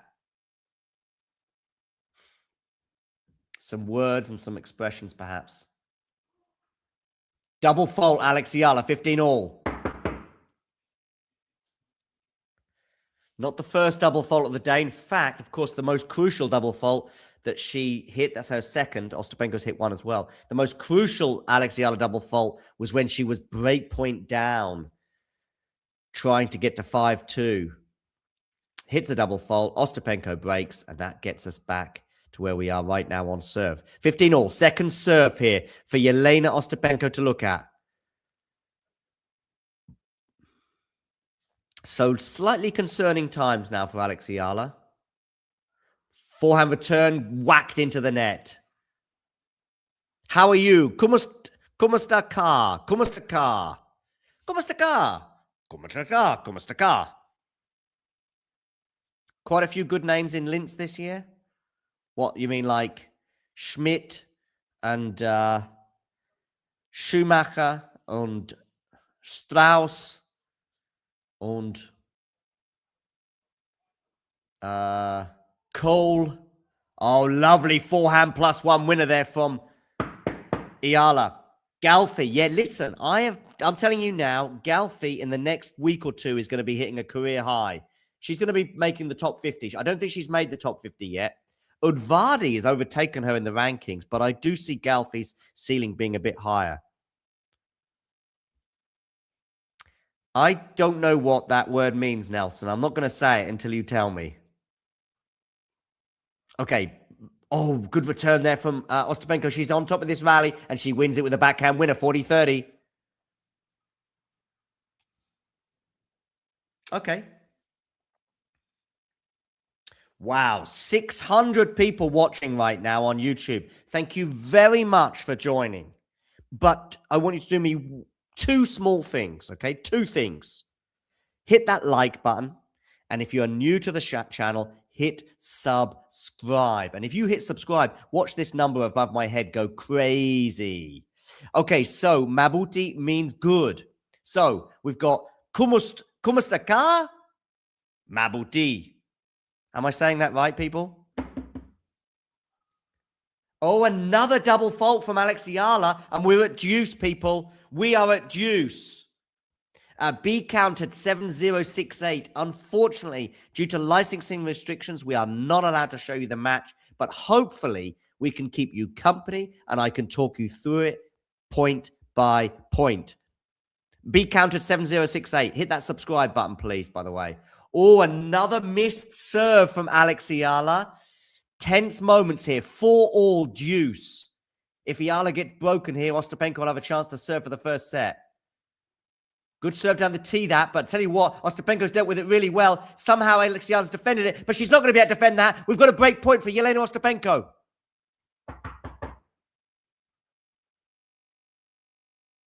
I'm just not allowed to show the match, Esther Molina 3394. I'm sorry. But I'll keep you talking through every moment so I can describe point by point. You can also ask me questions. You can also speak to other tennis fans in the live chat as well. So maybe you don't even need to see the match. I will be your eyes. All right? Break point here. Eala, desperate for a first serve. Doesn't get it. Doesn't get it. Wonderful that Philip is a new member. Thank you very much for joining as a member. If you become a member, you can access exclusive Alex Eala footage. Okay, Eala serving here. Forehand return is going to be too good. Ostapenko breaks. She leads 5-4, and she's going to serve for the first set. What a turnaround we've had in this match, because we had Alex Eala leading 4-2.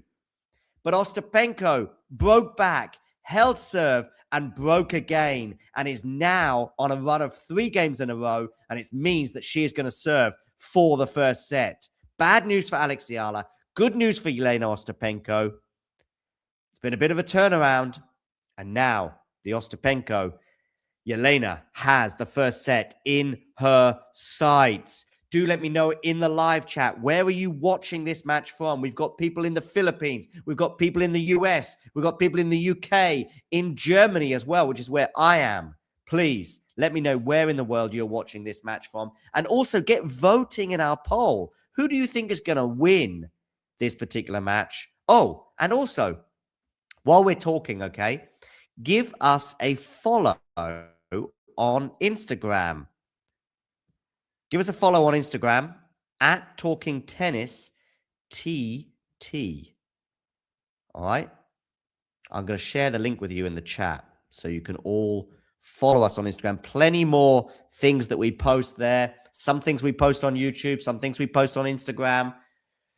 Obviously, there's pictures there on Instagram that you won't find on YouTube, for example. So do give us a follow on Instagram. And of course, if you haven't already done so, hit subscribe on our YouTube channel to keep up to date with all things tennis. And if you want to become a member, you can do so just like we had Philip become a member. He clicked join to become a member, and he is now able to access so many extra things, including some bonus Alex Eala content. Okay, back to this match. Ostapenko serving for this set. 5-4 she leads. Where are you going to go with this serve? Backhand return into the backhand of Jelena Ostapenko. Forehand from Eala. Good cross-court backhand there from Ostapenko. Eala's defending. Eala's scrambling. Eala's defending. She's running. She's moving. Oh, but what a backhand that is from Jelena Ostapenko cross-court, and Eala can't deal with it. 15-love. Ostapenko 3 points away from winning this first set. We've got someone here watching from Tacloban City, Leyte, the Philippines. Thank you, Benjamin Guerrez. And if you haven't already done so, hit subscribe. We've got someone here, Antonio Tanglao 23, watching from New York City. We've got someone here watching from Cebu as well. And also Benjamin there confirming he is in the Philippines, in the central part of it. I'm in Germany. Here we go. Ostapenko, second serve here at 15-love. Hong Kong, wonderful Esther. Thank you for joining us again. I remember seeing you before, Esther Molina, 3394. Make sure you hit the like button, by the way. Okay. Second return. Good return there from Eala. That forehand's going to go long from Ostapenko, and it's 15-all. Really good return there from Eala, putting Ostapenko under pressure, and this was the response.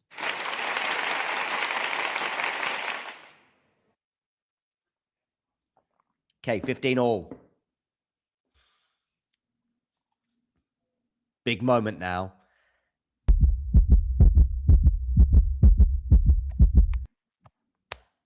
How's your heartbeat, people? How is your heart rate? Mabuti, good. I know it, Philip. Great that you became a member today, by the way. Thanks for that. It's much appreciated.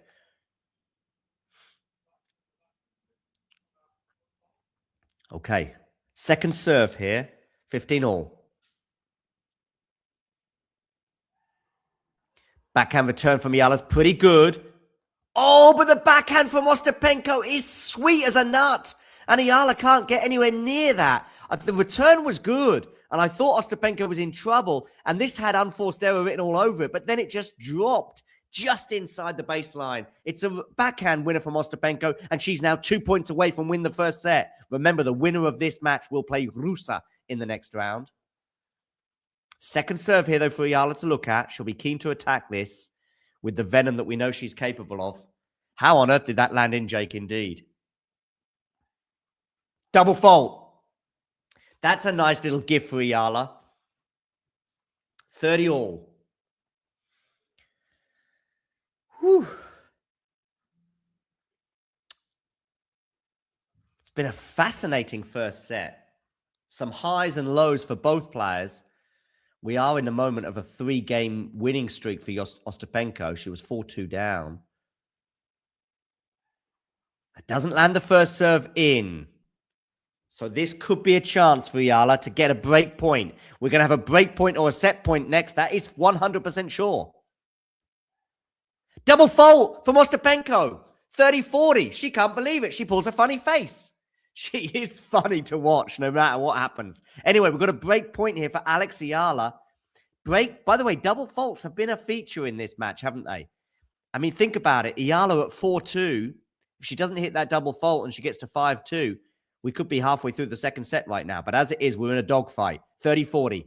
Oh, but that's a good first serve from Ostapenko. That's a good forehand from her. It's a winner. Deuce. That was clutch play from the Latvian number 4 seed. We are at deuce now. Woo. I tell you what, if we go 3 sets today, we're definitely getting to 29,100 subscribers. Okay, wonderful. Keep hitting that subscribe button, people. Keep hitting it subscribe, and you'll see this number above my head tick over and over and over again. Okay, Ostapenko serves. Ace down the tee. Set point, Jelena Ostapenko. Wow. Eala had a break point. It just feels like a moment ago that happened. But now we have a set point for Jelena Ostapenko. Some excellent serving. Somebody here watching from Malaysia. Oh, it's another ace. Jelena Ostapenko wins the first set by 6 games to 4. We will take a quick break, and then we'll be back with you for the next set. Ready. Play. Hi, everyone, and especially hello to you, Alex Eala fans. I want to highlight something, though, that you might not be aware of, which is the fact that you can become a member. Click that button that says join. And what kind of things can you benefit if you become a member? Well, let's have a quick look. Here you can see some of the things that you will get as a member. First of all, you'll get exclusive videos that'll only be for you first. Secondly, you'll get other videos that will never be released to the public, just for you members. There are various different levels of membership, but you can begin by just becoming a member from as little as €2, £2, or $2 per month. That's a little over 100 Philippine pesos a month. So not much for some extra content, including some Alex Eala content. In fact, if we look at 2 recent uploads, we've got some of her practices and returns and slices, plus footage of her meeting, greeting, and signing autographs for fans. We've also got an unedited preview and prediction here of her upcoming clash in Miami. And we also have an unedited video of her being interviewed by myself last year in Portugal. Completely unedited and almost 20 minutes, exclusive for members only. There will also be hundreds and hundreds more videos available to you as a member, and hundreds more that are going to be uploaded in the near future, all for just members and all for just $2, €2, or £2 a month. So, what are you waiting for? Just click that join button right now and become a member and get access to the extra footage and, of course, little emojis, including an Alex Eala one, of course. If you enjoyed this video, make sure you hit that like button. Don't forget to subscribe and click that notification bell so you don't miss out on all things tennis.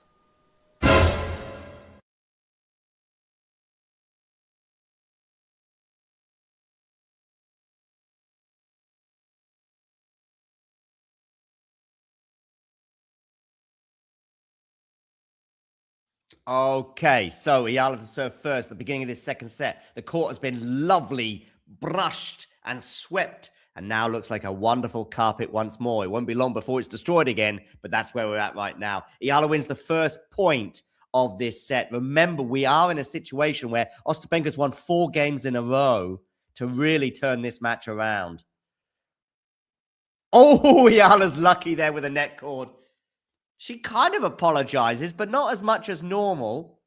She went big on that forehand. It clipped the net, and then we're just watching in slow motion to see if it drops in, and it did. 30 love.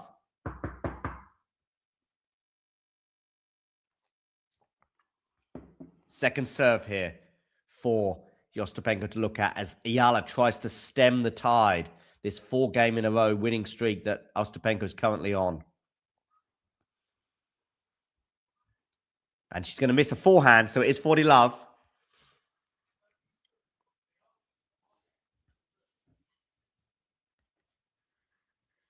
Yeah, when they played in Eastbourne last year, Eala lost the first set by 6 games to love.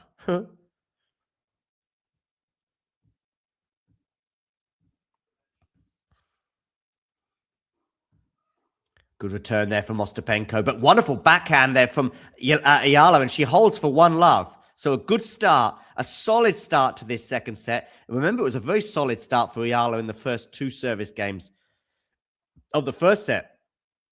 She held very comfortably, losing just 1 point on serve across her first 2 service games. But she wasn't able to win that first set, despite being up 4-2. She double faulted, didn't she, on break point? meaning Ostapenko came back into the match and she won 4 games in a row to win that first set by 6 games to 4. But Eala has at least stemmed that flow right now by winning the first game of this second set. She leads by 1 game to love, and it's now over to Jelena Ostapenko to serve love 1. It's been a fascinating match thus far.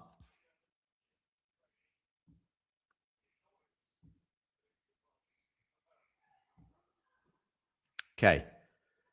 Good return there from Eala with really good depth. That's a nice forehand cross court. That backhand from Ostapenko is going to miss, so it is love 15. Are we going to go 3 sets, people? That is the question. Of course, if you're an Eala fan, you'll be desperate to go 3 sets.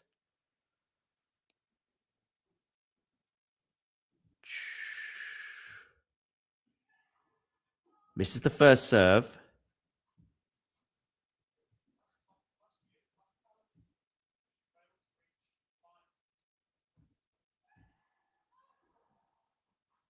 Oh, what a great return from Eala there. Love 30.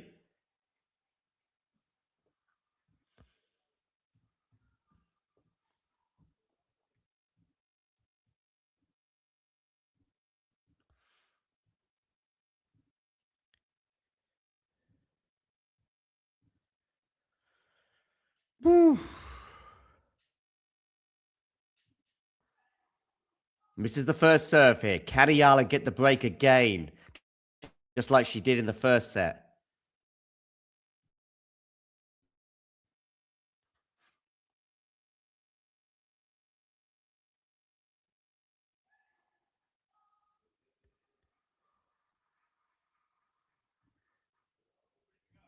Okay, love 40.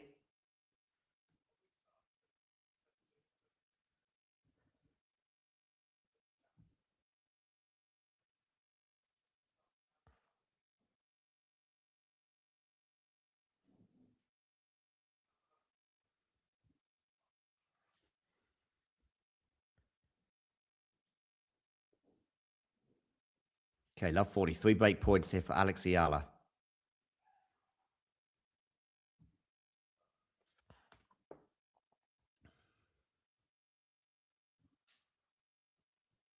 Second serve as well for Eala to attack.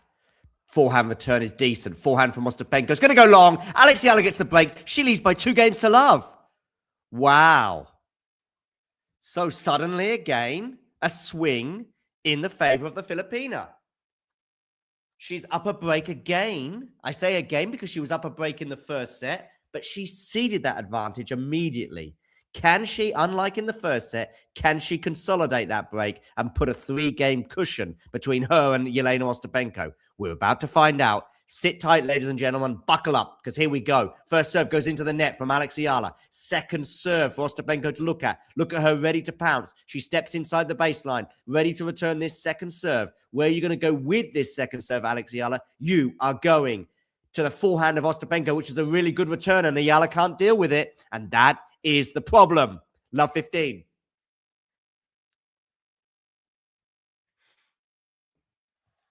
Whew. Let's go. Eala says, follow my life 91. Follow my life 91. If you can hit the like button, that would be amazing. And if you haven't done so already, please hit subscribe. Misses the first serve, Eala, so it's going to be another second serve here for Jelena Ostapenko to look at. It feels a bit like the first set once again. Okay, where are you going to go with this serve? Backhand return. It's really good from Ostapenko. Eala somehow defends. Eala somehow defends. Eala somehow defends. Can she defend this? Yes, just about. Oh, and there you go. There's the unforced error from Ostapenko. 15 all.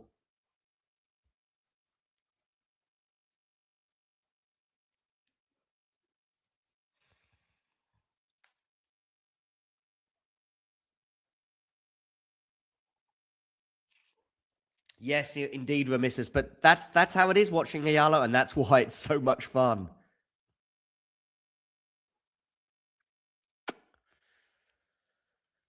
Ah, 15 all.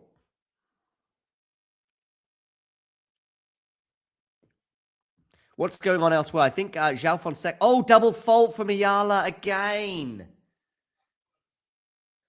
And that second serve missed by some margin as well. What's going on in Monte Carlo? I think I saw that Fonseca beat... Fonseca won, didn't he? Against Rinderknecht?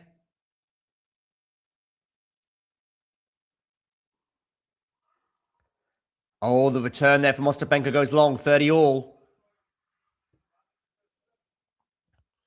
Jake, meet Remissus. Remissus, meet Jake. I don't know if you two have met before. Octopower 6199. Nice to have you in the chat. Cascadis 3634 as well. Good to see you on board today. Okay, backhand return here from Ostapenko. Forehand from Eala into the backhand of Ostapenko, which goes into the net. 40-30. Game point for Eala. Now, in the first set, she wasn't able to garner a game point, Eala, when she was trying to consolidate that break to get to 5-2. She found herself down break point herself, and she double faulted. Now, can she consolidate that break and get that 3-game cushion that she wishes for?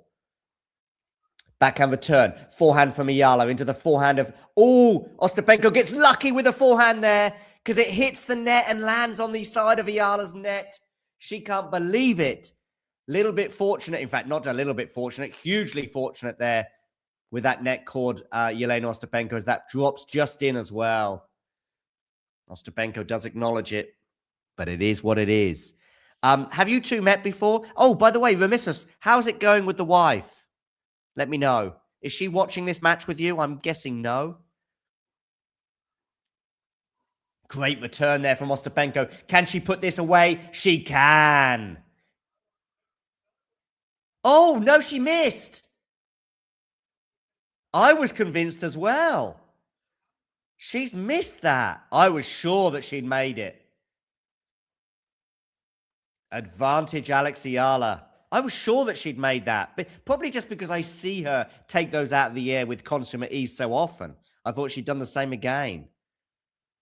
Great to see Nelson here watching from the Philippines. Misses the first serve, Eala. I need a glass of water. Oof. Okay, second serve here, Eala. Can Ostapenko crush this second serve as she's done so often today? No, she misses the return. Woo-hoo-hoo! So we got to 3-love Alex Eala. Wow, wow, wow. So where do I see this one going? I think I'm talking myself into a Jack Draper win, but I'm going to do it over 3 sets.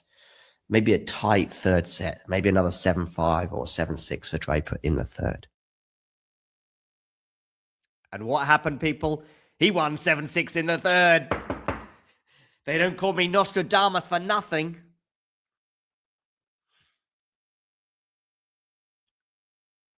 Yeah. All right, people. Do hit that like button. And of course, if you're new to the channel, hit subscribe.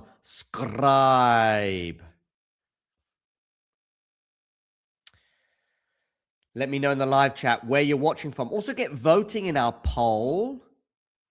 And also, I want to know in the chat, are you Instagram or are you TikTok? I want you to simply write I for Instagram, if you prefer Instagram, or T for TikTok. Just write that in the live chat right now. I, Instagram, T, TikTok. Which do you prefer?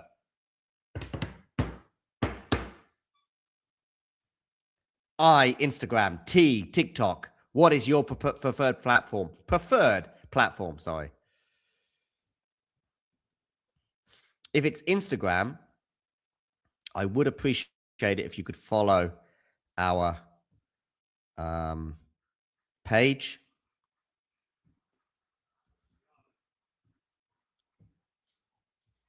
That's our Instagram page. So write I for Instagram if that's your preferred one, or T for TikTok if you prefer TikTok.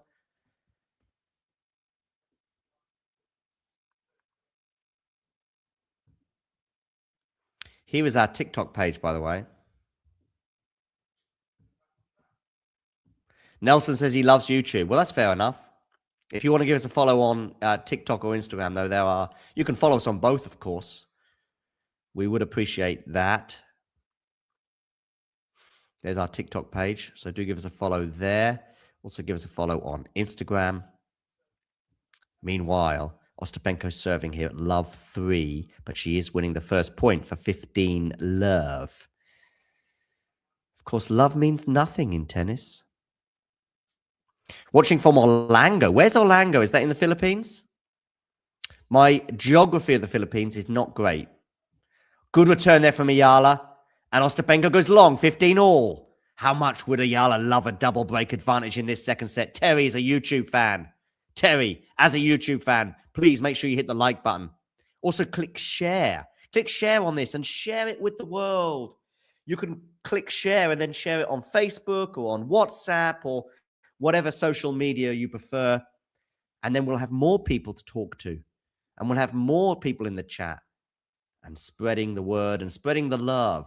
We're not at love here, though, although we are at love in terms of 3 love.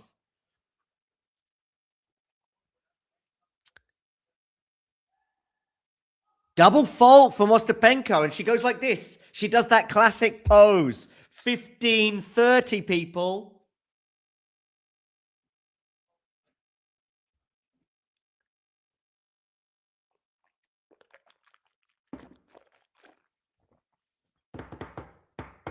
Oh, we just lost a subscriber. Oh, I'm so sorry. Whoever that is or was. Backhand return from Eala. Oh, it's going to go just long.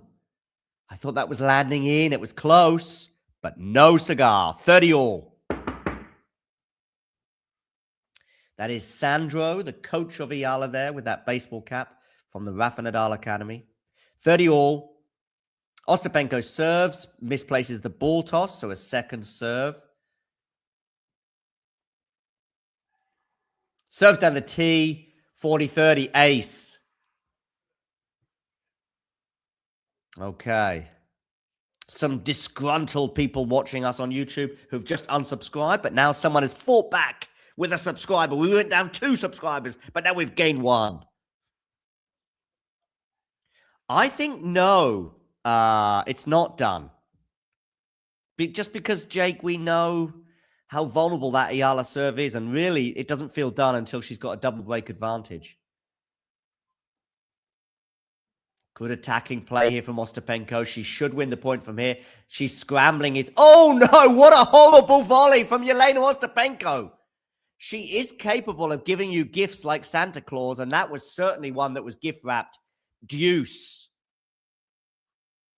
Indeed, indeed. Bambix Delta 7060. Wonderful to have you with us today. Please do give us a follow on all the socials. We are on Instagram, so do give us a follow there. And, of course, give us a follow on TikTok as well.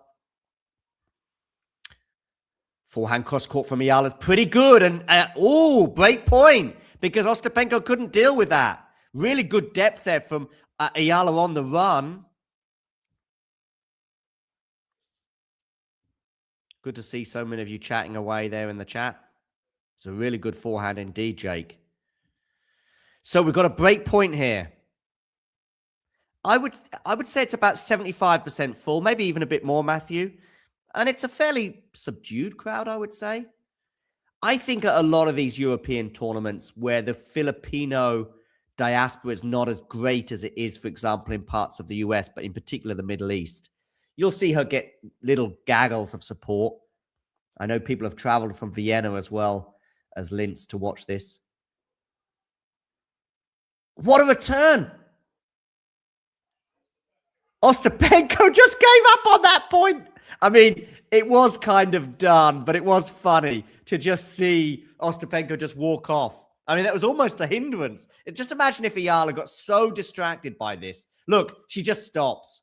It's almost, do you remember Fabian Barthez against Paolo Di Canio when he just kind of stopped in the hope that Di Canio would get fooled thinking it was offside, but Di Canio stayed cool and put the ball into the back of the net, and Ostapenko, Fabian Barthez ended up looking like a lemon. Anyway, we've got the double break for Alex Eala. This set should be done. All but a forehand winner there for Ostapenko. Love 15. Yes, getting her first serves in does help.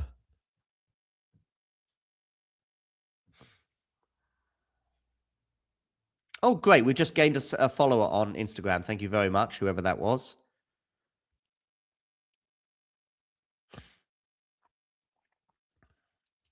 Okay, love 15 here. Eala serving. That forehand return is too good for love 30. This has 4-1 feels right now. This has 4-1 feels. If Eala gets to 5 love, the set is done. 4-1, and it's almost game on again. I mean, it's only one break. She's the number 4 seed, Calbo. She's not number 4 in the world, but she's the 4th seed. But on her day, on this surface, she is number 4 in the world. Yeah, she just is. Oh, what a return there from Ostapenko. Love 40. Now she's in that groove for the return. So, 3 break points for Jelena Ostapenko to retrieve one of the 2 breaks that she's down.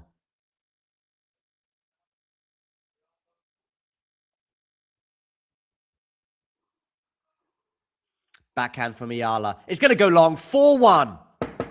So we've got one of the breaks of serve back. Eala wasn't able to hold on to that double break advantage for very long.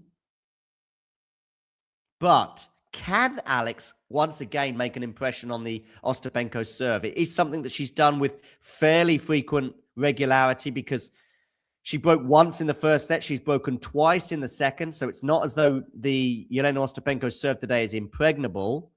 Double faults have certainly played their part in both players getting broken today. None more so than when Alex Eala was broken, having got a 4-2 advantage in the first set. Look at the umpire there, sort of singing along. Don't very often see that kind of personality from an umpire. I think it's Depeche Mode, just can't get enough, right? I just get out of my head. I just can't get enough. I just can't get enough. All the things you do to me and everything you say, and I just can't seem to get enough. Boom, boom, boom, boom, boom, boom, boom, boom, boom, boom, boom, boom. Okay. Hopefully you love my singing, but maybe you prefer me talking about tennis. Of course, that is the channel, Talking Tennis, not talking singing or singing Depeche Mode, even. But is Eala going to be dancing her way to a third set? Well, I feel as though this next game is quite big.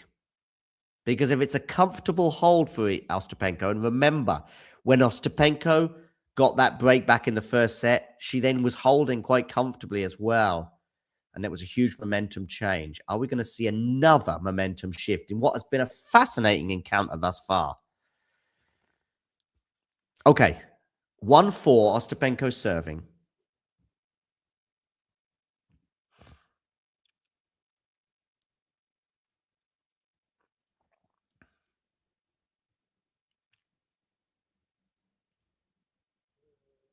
Oh, Ostapenko gets lucky there. Or was it lucky, or was it a good drop shot? Anyway, 15 love. I want to see this again because I did take my eyes off it. I was an ultimately successful drop shot. My bad. I shouldn't. I apologize. It was a good drop shot. 15 love. Backhand return from Eala is pretty good. And the forehand has missed from Ostapenko. Eala has to keep her focus here and go, you know what? Don't just give her this service game. Get in it. Get in the return. Get in the groove. Make Ostapenko fight for every single point. And you might get the double break advantage once again. 15 all.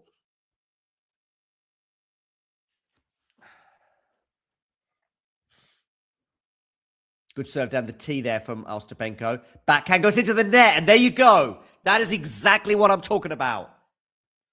15-30, people. 15-30.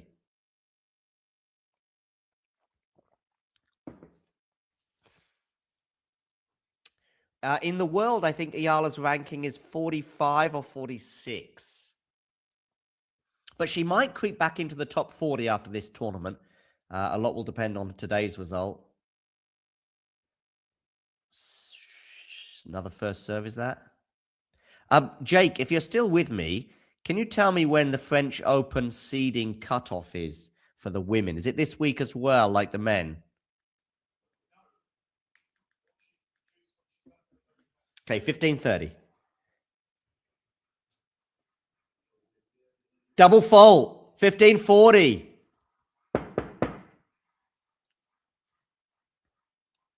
Double fault, 15:40. 2 break points here for Alex Eala.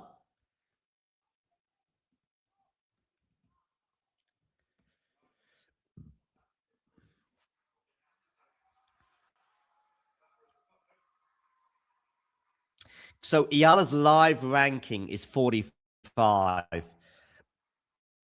I feel like she's going to have to probably win the tournament to be seeded for the French Open.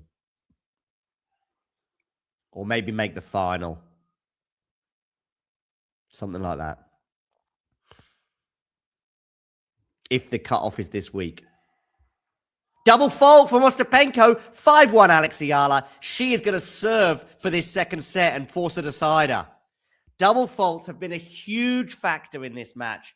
Both players double faulting at crucial moments to get broken. And there is another example with Jelena Ostapenko broken. 5-1 now, Eala leads. And she's going to serve for this second set. It feels as though this set is done and we're going 3. And by the way, Nostradamus here predicted an Ostapenko win in 3 sets.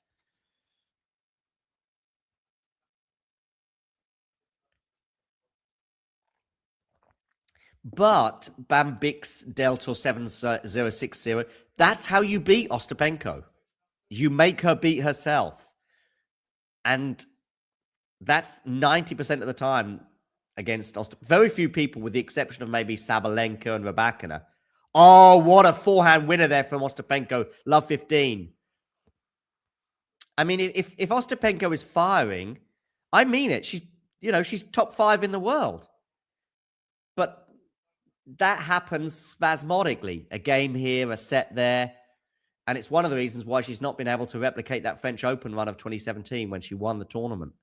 It's very difficult to replicate. But she won the WTA 500 in Stuttgart a year ago in very similar conditions to here in Linz. Okay, love 15. Eala serving. Second serve. Forehand return is too good. Love 30.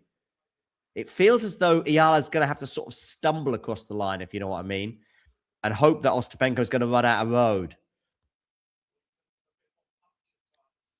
She just needs basically one game in the next 10 minutes or so for Ostapenko just to hit 2 or 3 unforced errors, and that's it.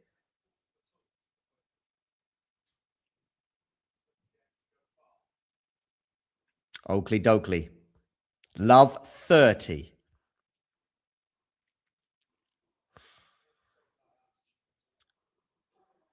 Backhand return is too good from Ostapenko, and as a result, Eala can't deal with it, and it goes just long from her. Love 40.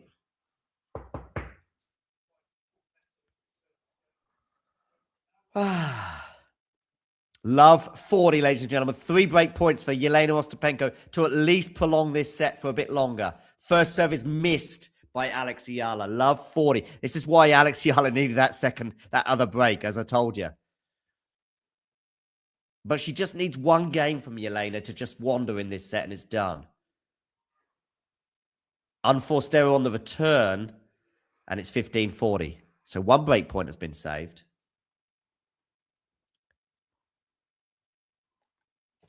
Eala is serving for the set in a set that's been dominated with breaks, double faults, and some unforced errors in particular from Jelena Ostapenko. First serve lands in, and Ostapenko dumps the return into the net. So it is 30-40. 2 break points saved. Can she save a third one? Guys, chill. Chill in the chat. Just chill and enjoy the tennis in what has been a fascinating affair thus far. Okay, backhand return from Ostapenko is incredible, actually. But that's a nice shot from Eala. But that's an even better shot from Ostapenko. She's going to have a smash here, and she puts it away. She seals the game, 5-2. So we are going to get a little bit more time here. Let's take a quick 30-second break as we listen to Alex Eala talk about her mentality. How do you put into fortifying that mental pressure or that mental fortitude? I'm curious how that process is for you. It's all about experience for me. I have been competing since I was 6 and playing tennis since I was 4. So you can imagine how many tough situations I've been in regards with tennis. So I truly feel that the more you're put in that situation, the more you learn about yourself and the more you're able to approach certain moments in a way that suits you best. So I think being in those situations and really being brave is the best thing that I can do for myself.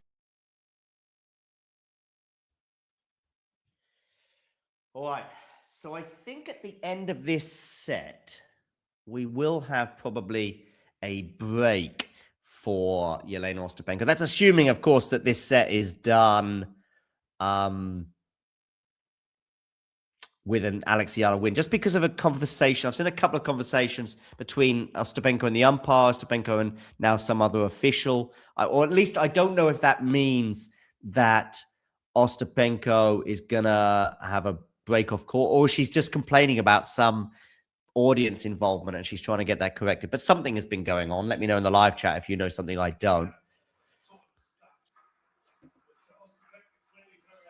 Yeah, Ostapenko's unhappy with some interference.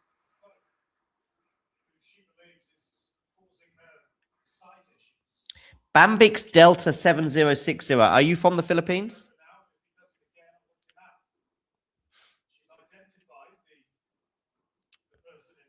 Oh, I see. There's an individual in the crowd that has been bothering Ostapenko.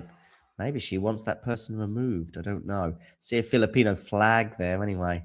Okay, second serve here, 2-5. Ostapenko serving to stay in the set. Alex Eala has already served for this set at 5-1, but got broken to 30. Double fault, Ostapenko. As I say, it's been a massive feature of this match, the double faults from both players. 8 double faults now for Ostapenko. There's been fewer from double faults from Eala, but she's lost her serve a few times as a result. Oh, Bambix Delta, you are from the Philippines. Okay, love 15.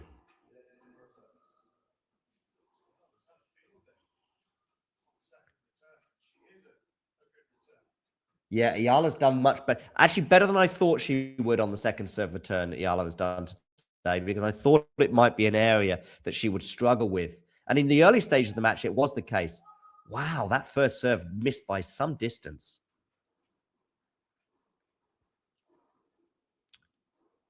So, Ostapenko serves down the tee. Backhand return is pretty good from Eala. She's into this rally.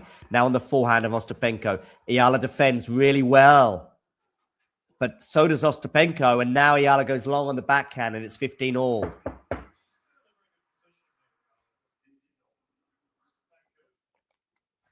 We've not had a set point yet because when Eala was serving for the set, look at that. Second serve points won for Ostapenko in this second set. 9%. That tells you how well Ayala's playing on the second serve. Oh, ace down the tee, 30-15. That's how to avoid that scenario. 30-15, people.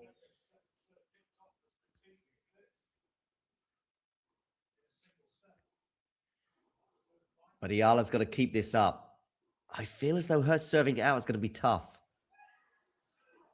Good return there from Eala, and it's helped her win the point, 30-all. In fact, that was the first serve return there, which was venomous. That return of serve, by the way. Alex Eala, here we go. No doubt about it for me. She's top 10 returner in the world.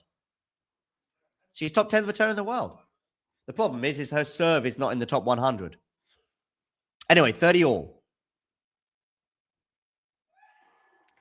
Good first serve there from Ostapenko. She should win the point here if she does with a +1 winner. Eala did well to return that, to be fair. But then it was quite easy for Ostapenko to put that forehand away. 40-30. Game point for Jelena Ostapenko to get us to 5-3. Remember, we were at 5-1 for Eala. She's tried to serve it out but got broken. Wonderful backhand return there from Eala. She's on top of this point. She should win it from here, but she doesn't, does she? Oh, but she puts that volley away. That is class. We haven't seen Eala at the net very often today, but that was a class volley from her deuce. That feels like the first time, she's been at the net in the whole match. I disagree. She is known for her forays forward, but depends on the match, depends on the surface as well. Not on clay. Okay, deuce. Misses the first serve. Hello, Stephen from Long Island. Wonderful that you can join us, Stephen, 1822. Wonderful that you join us today. Hope you're doing well. Hit that like button, people. And, of course, if you're new to the channel, hit subscribe. Deuce. Ostapenko serves. Double fault. It's her 9th double fault, I believe, of the match. And we have a set point here for Alex Eala to take us into a 3rd set. Okay. Set point, Alex Eala. Can we go to a 3rd set, ladies and gentlemen?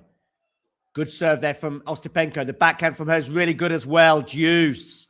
Clutch scenario there from Jelena Ostapenko to get us to deuce. Saves the set point.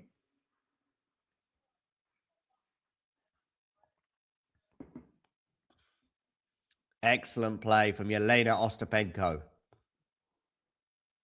Okay. Ostapenko to serve. Where are you going to go with this serve? Backhand return into the backhand of Jelena Ostapenko. Is that going to be too good? It is. Backhand winner there from Ostapenko. And we now have a game point for Jelena Ostapenko to force Alex Eala once again to try and serve this out. We have over 700 people watching on YouTube right now. Welcome. And please, can every single one of you hit subscribe right now if you haven't done so already, and watch this number above my head go over and over and over and over, and it'll be you who did so. Okay, Ostapenko is serving. Game point to get us to 3-5, and Eala therefore would have to serve for the set again. Are we going to be in that scenario once again? Let's see. Ostapenko serves. Where are you going with this serve? You're going down the tee. Eala just about gets it back, does she? No, it's gone long. Ostapenko holds, and Eala is going to have to serve for this set once again.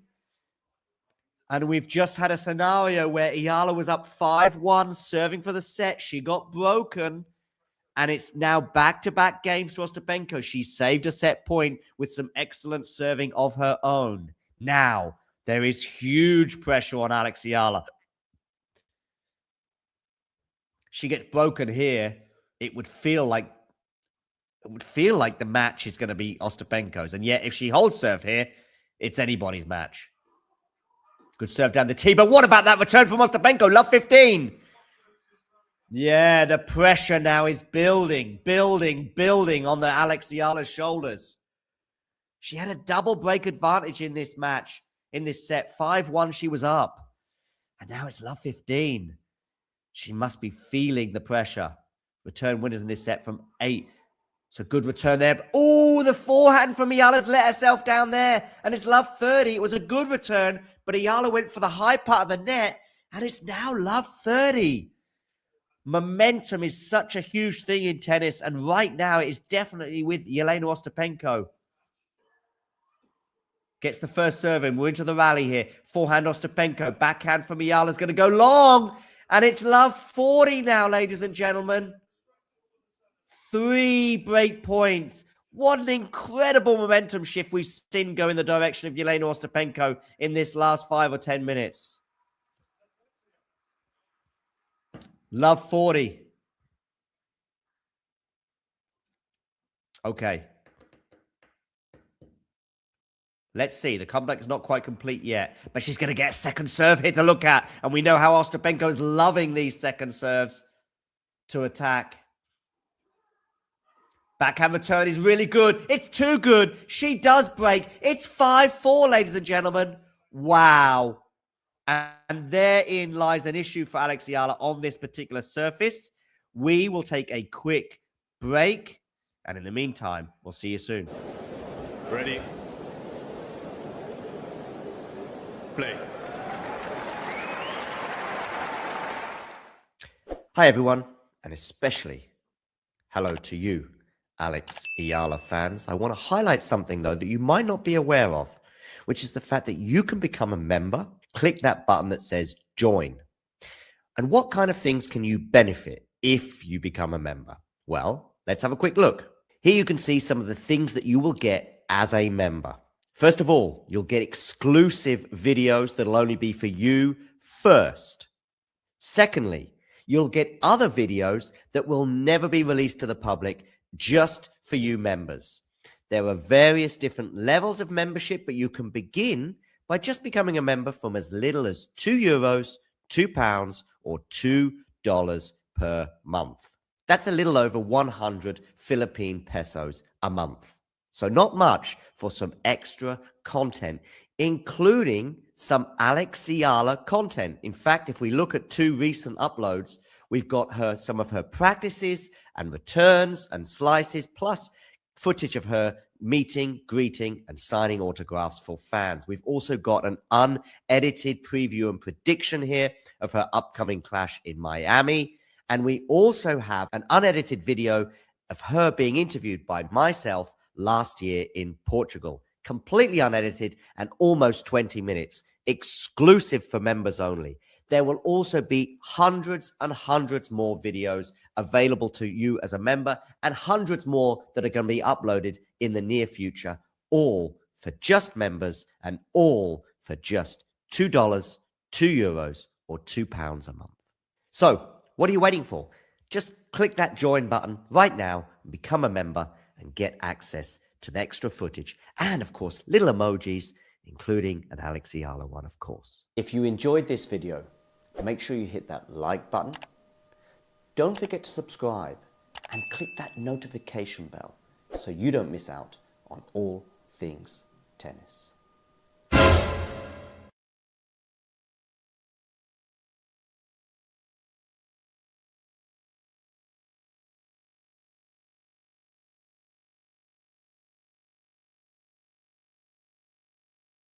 This service game for Ostapenko has started very well, and she's up 30-love.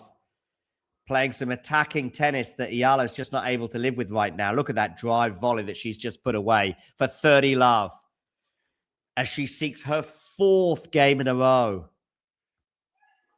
Misses the first serve. So a second serve here for Eala to look at. She needs to start making an impression on this set pretty quickly because it's slipping away. And the backhand return goes into the net from Eala. 40-love. 5-1 Eala led in this set. And we're now very, very close to 5-all. 3 game points here. 12 of the last 15 points have gone the way of Jelena Ostapenko. Are we going to get to 5-all? First serve lands in. It's a decent return from Eala that Ostapenko can't deal with. 40-15. Remember, we had a set point as well at 5-2 on the Ostapenko serve. But Ostapenko's serving was pretty clutch in that moment.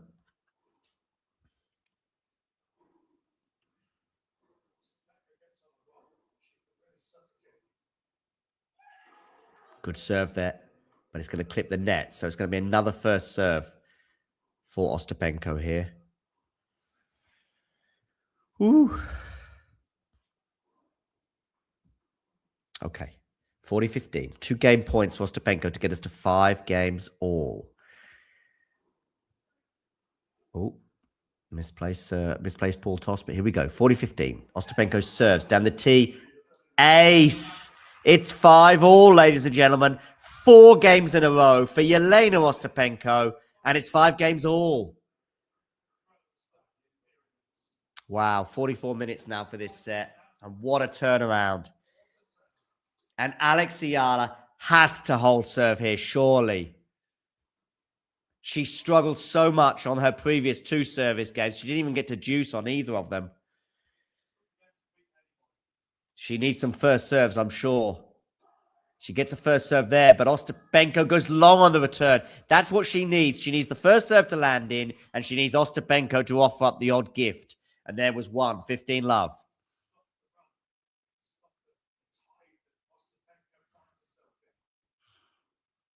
Okay. First serve goes into the net from Alex Eala. That's not a good sign in terms of this point. We've had a few double faults today. She'll be desperate to avoid one of those. Oh, that was a good second serve from Eala. It was a bit risky, but also Ostapenko's return clipped the top of the net and bounced back on her side. So 30 love. Okay, Eala serves. Misses the first serve. So a second serve for Ostapenko to look at. We know she's going to go big. It's really important for Eala to get this second serve in and then just position herself and get ready for it. She is ready for it. We're into the rally here. Forehand into the backhand of Ostapenko. Oh, it's too good from Jelena. 30-15.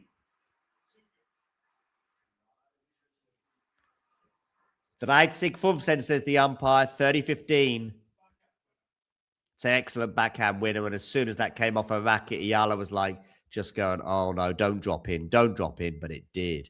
30-15.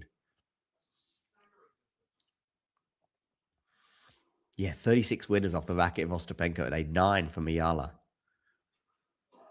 Okay, backhand return is going to be good. We're into the rally, though. Oh, and now it's a little bit of fortune for Ostapenko with a net cord. Everything is going the way of Jelena Ostapenko right now, including that net cord, which obviously helped her win the point. And it's 30 all. Yeah. Yeah, it does feel huge. Are we going to get to a third set? I feel like even if somehow Eala pushes this into a third set, it will still go the way of Jelena Ostapenko, but we'll see. Net first serve. So it's still a first serve here. 30 all. Huge, huge moment in this match. Lands in the first serve. And Eala wins that point 40-30 because Ostapenko dumps the return into the net and we get a come on from Alex Eala. She now has a game point for 6-5.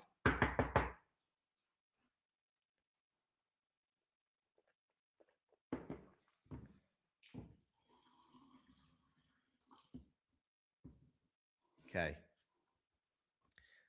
Eala serves out wide, backhand return, forehand from Eala, forehand from Ostapenko is really good. Eala scrambling, Eala scrambling, Eala scrambling. Oh, Eala scrambling. Is this going to land in? Yes, it is. But Ostapenko's still on the attack. Somehow he's still in this point, but Ostapenko wins it with incredible aggression, incredible position, and incredible forehand winner. Deuce. Eala did really well to stay in that point, to be fair. But anyway, deuce. Woo. Wow.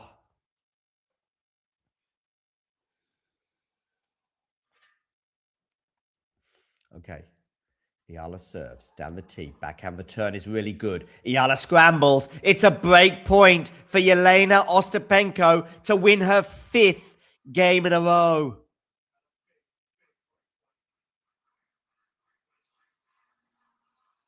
Eala still needs some gifts here, doesn't she? And they just haven't been coming in the last 20 minutes or so. This will be 3 breaks in a row for Ostapenko if she gets it. First serve goes into the net. That's really bad news for Alex. Second serve. You feel as though it's going to have to be a good second serve. Get yourself ready as well, though, because there's going to be a return coming at you in a big way. Double fault. Ostapenko gets the break. Another time today when double faults have been huge. And it's another time that Ostapenko breaks thanks to a double fault. And it's 5 games in a row now for Jelena Ostapenko. She is 1 game away from winning this match. She's going to serve for it when they return to the court. Maybe now Eala can just chill and relax and go big on those returns as she has done so often today. But what a turnaround. It felt as though when we got to 5-1, it would be enough. Eala served for the set, couldn't serve it out, got broken to 30. Then she has a set point on the Ostapenko serve, couldn't take it. And now, 5 games in a row for Jelena Ostapenko and a very glum-looking coach, Sandro, there. But listen, we do know that Eala can break the Ostapenko serve. She's done it 3 times today already. We know she can make an impression. We know she's one of the best returners in the world. But she's going to have to produce some of those excellent returns in the next 5 or 10 minutes and rely on the odd gift from Jelena Ostapenko. Maybe a double fault. Maybe a couple of forehands that go long. Hello, Ozan. Ozan, every time I see you, I have to think to myself, oh, you might make 30,000 by Berlin.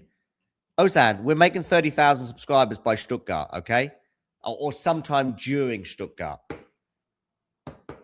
I think we'd make it during Linz, but Eala would have to win the title.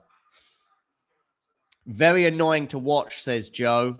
Yes, I guess if you're a Alex Eala fan, very annoying. Because she was leading 5-1 in this set. She served for it twice, but couldn't serve it out. She also had a set point on the Ostapenko serve. Couldn't take it.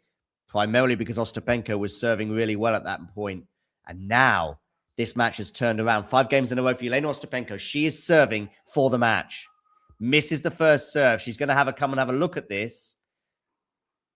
For once, she just sort of agrees with it. Seemingly. She doesn't really make any difference whether she agrees with it or not. Anyway, 6-5. Eala to serve. Eala to serve. Ostapenko to serve. Good return there from Eala. Now on the forehand. Now she's playing well, Alex. Now on the forehand of Eala, but Ostapenko defending. Drop shot here from Eala. Ostapenko gets there. She puts the forehand away. 15-love. Even points like that where Eala was up. Somehow Ostapenko ends up winning it. And think about that net cord that she had, by the way, in that previous game. Oh, if that net cord doesn't happen, Eala holds, and suddenly it's, Ostapenko serving at 5-6. But anyway, it is what it is. 15-love. Good serve there, and that's not going to be landing in, so it's 30-love. From 5-1, the serving from Ostapenko has just been too good for Alex to deal with. And now Ostapenko is 2 away from winning this match. Huge forehand difference, as Ozan highlights there, compared to Grabber yesterday indeed. So many winners coming off the racket as well of Ostapenko today. Big difference in terms of the second serve as well. Misses the first serve. So a second serve here for Alex Eala to look at. Is this going to be the first win of Ostapenko's career against the Filipino? With 2-0 is the current head-to-head. Backhand return from Alex is really good. But look at that from Ostapenko. Look at this from Ostapenko. No, don't look at that from Ostapenko. She dumps a backhand into the net and she smiles. 30-15.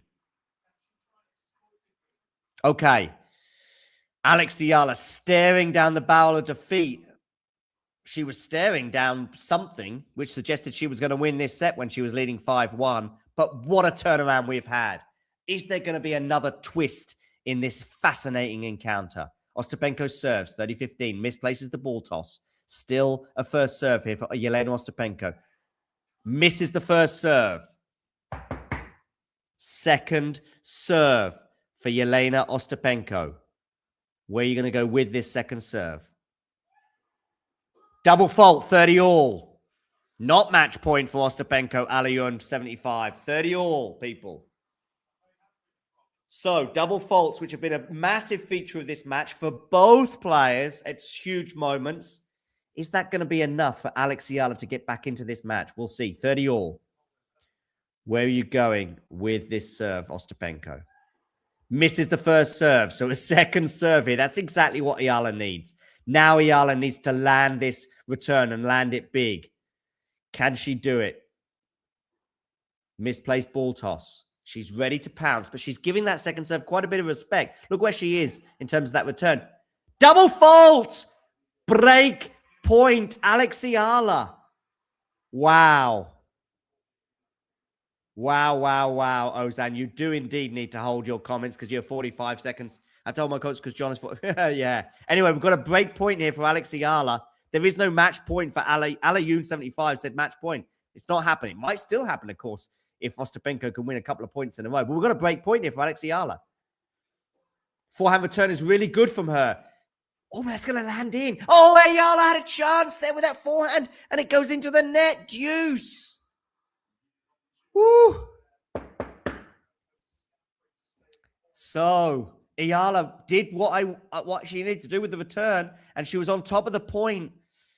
I thought that ball from Ostapenko might just drift out, but it landed in. But Eala was still on top of the point, but she put that forehand into the net. Okay, deuce. Ostapenko to serve. Misplaced ball toss. So still a first serve here for Ostapenko. She's 2 points away from the win. Ostapenko serves.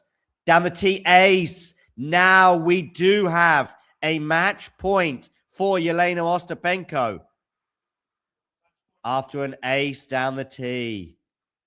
Okay, where are we going now with this match point? Is it going to be 6 games in a row for Jelena Ostapenko? Not for the first time she'll have done that against Alex Eala. She was up. She won the first set 6-love, didn't she, in Eastbourne last year before retiring hurt in the third set. Anyway, Ostapenko serves. Misses the first serve. Second serve here for Alex Eala to look at. Ostapenko serves. Really well down the tee. Somehow Eala gets it back. But it's a backhand winner for Jelena Ostapenko. She does indeed win 6 games in a row in that second set. What a painful, painful loss for Alex Eala. Maybe her most painful on the main tour. But Ostapenko, as the WTA account suggests in that second set, was in the zone. And she gets past Eala from after being 5-1 down in that second set. Wow, what a turnaround that we saw from Jelena Ostapenko.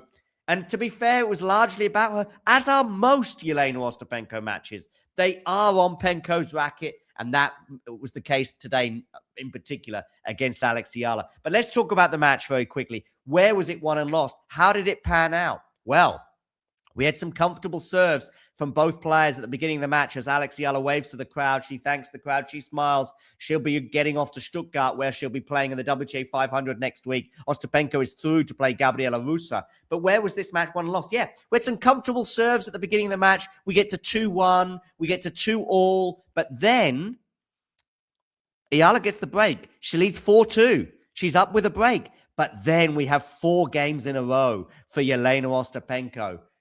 And now she's going to speak. Let's just have a quick listen to Ostapenko. First round for you. I mean, it was the second round, but actually the first round for you. You've never beaten Alexandra before. No, but now she has. 2-1 is the head-to-head now. This is quite special that it happened in Linz, I think. How do you feel? First of all, guys, thank you so much. I mean, I have great memories from here to play, but I mean, it's an amazing place here to play. Thank you so much for coming. Yeah, of course, the tournament has changed from a hard court to clay in the last year or so. For this year. First round, like second round for me, but she's a good player, and this year some good things are happening. I'm beating players that I never beat before, so it means I'm on the right place. So yeah, I mean, I was first ever win against Eala. The second set, and I told myself, okay, I'm gonna fight. I will do everything possible. If I will fight till the end this set, and if there's a third set, it's fine. I still have another chance, but I think it worked pretty well. Like, I started to play my game, and yeah, I didn't give her a lot of chances. You summed it up beautifully there. I thought mentally you did a great job, and coming back, I think it's always nice to win in 2 sets instead of going to the third. When you heard that this tournament you won previously a couple of years ago was going to be played on clay, were you happy, or were you thinking, oh no, what's going on here?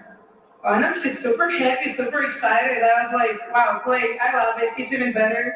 So yeah, I mean, I think it's great, especially before Stuttgart. There's another clay court tournament because clay season is super short. But I mean, since I won French Open, I enjoyed so much to play on clay. So it's another opportunity, and I mean, in a great place. Thank you guys so much.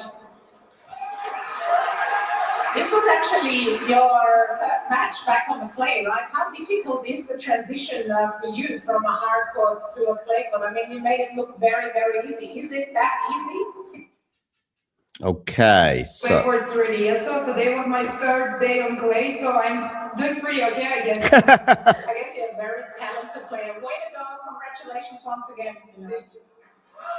okay, so indeed, Jelena Ostapenko wins this match 6-4, 7-5. But I think this is possibly the most painful loss of Alex Eala's career on the main tour. Just having a quick look at the scoreline there, 6-4, 7-5, but that barely tells the story. Yes, it was close, but it had so many swings and momentum shifts. The beginning of the match, as I was just explaining, comfortable serves, I would suggest, for both players in the early stages. In fact, Eala dropped just 1 point on her serve in the first 2 service games. She then started to threaten the Ostapenko serve and eventually broke and goes up 4-2 in the first set. But then we have one of these streaks, not for the first time today, where we saw Ostapenko win 4 games in a row. And it helped her win that first set as she attacked the Alex Eala serve in a big, big way, starting to hit winners and reduce the unforced errors that had been blighting her in the first 6 games of the match. And now Eala felt like she was reeling. But as only Alex can, she dug deep and she ultimately managed to go on a little run of her own in the second set, winning 5 of the first 6 games to go up 5-1. It was a bit of a break fest. In fact, even the Ostapenko game that she won was a break of the Eala serve. So we had 3 breaks of serve for Alex Eala and 1 break of serve for Ostapenko that dominated those opening exchanges of the second set. But it looked like at 5-1, Eala was going to get over the line one way or another. She was still having to rely on some unforced errors from Ostapenko at times. But ultimately, Eala was playing beautifully at this point and was serving okay. But she didn't serve it out at the first time of asking. She got to 30-40 on her serve, but ultimately Ostapenko broke. But then when Ostapenko was serving at 2-5, we had a set point on the Ostapenko serve. Now, to be fair to Eala, it was really clutch play from Ostapenko, as not only was she serving well, she was also hitting winners on the next ball if it wasn't enough to do so. There was a lot of double faults, by the way, in this match, and it was a real pattern in terms of crucial moments. In fact, when Eala got broken at 4-2 in the first set, when she was serving to get to 5-2, it was a double fault that cost her. Anyway, there were double faults galore from Ostapenko in the second set. In fact, I think in total, she hit 11. Yeah, she hit 11 double faults in total, Ostapenko, today, which is obviously quite a lot. That did help Eala get some of those breaks of serve. But anyway, 5-1 becomes 5-2, becomes 5-3. And then Eala cannot serve it out at the second time of asking. And now Ostapenko is serving well, and returning so well. In fact, she's winning game after game after game. And this was eating into the Alex Eala confidence. You could see it just draining away from her with every game that was slipping away and going the way of the Latvian. We now get to 5-all, and Eala is broken again. However, she's going to get more chances. Ostapenko serving for the match at 6-5, won 5 games in a row. Ostapenko serving for the match. She gets to 30-40. We've got a break point for Alex Eala, thanks again to a double fault from Jelena Ostapenko. But then Ostapenko knuckles down and wins 3 points in a row and ultimately seals the match 6-4, 7-5.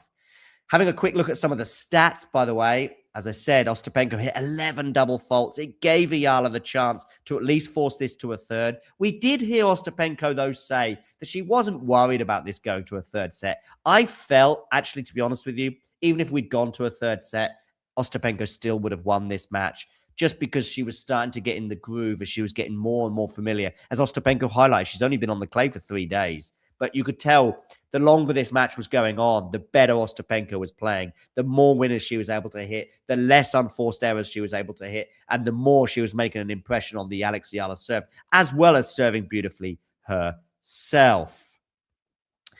First serves, by the way, won today, 67% for Ostapenko, 57% for Alex Eala. Over the whole match, by the way, Ostapenko was 38%, second serves won. But that doesn't sound great. But when I tell you at one stage in the second set, for the second set alone, she was 9% on second serves won, because Eala was killing that second serve from Ostapenko so much. But Eala on this surface doesn't move quite as well as hard and grass. And also, the other thing is she can't hit through her opponents quite so easily, because she does have weapons, Eala. But I feel as though those weapons are reduced a little bit on the clay. And by the way, Ostapenko hit 41 winners today to Alex Eala's 9. So it's very important to recognize that this was also a match very much won from Ostapenko. and not just lost by Alex Eala. 34 unforced errors from Ostapenko and 9 from Alex Eala. So neither player hit more unforced errors to winners, which is, I guess, a good sign for Eala at least to take to the WTA 500 in Stuttgart next week. But that's a really tough field for Eala, so I wonder if she'll even get a win there. She obviously got one win here in Linz. Net points won today. Eala came to the net just once. Remember that backhand volley off a cross-court shot from Ostapenko that she managed to win the point on. Ostapenko won 5 from 7 at the net. That's another thing that Eala doesn't do so much on the clay. She doesn't come to the net so often. Maybe that is something for her to consider. The drop shots from Eala, by the way, that double-handed backhand drop shot that she does, although obviously on the left, as a lefty on that side, yeah, it can win against players that maybe don't move quite so well like Grabher, but I think ultimately that is a shot that I'm not super comfortable with from her on the clay. Anyway, break points won. Yeah, both players, by the way, broke each other 9 times. Sorry, that's not true. Both players had 9 break points, but crucially, Ostapenko took 6 of her 9 points compared to Alex Eala winning 4 from 9 points. Okay, wonderful that you joined today. By the way, if you've got questions about other matches, of course I can address those, but send me a tweet, send me a post on X or whatever, and I'll try and respond there. Also get in the comments section below, because I've got to end this stream because it's time for me to go for a run. And Ostapenko is running into the quarterfinals in Linz after Eala ran into the unstoppable force that is Jelena Ostapenko.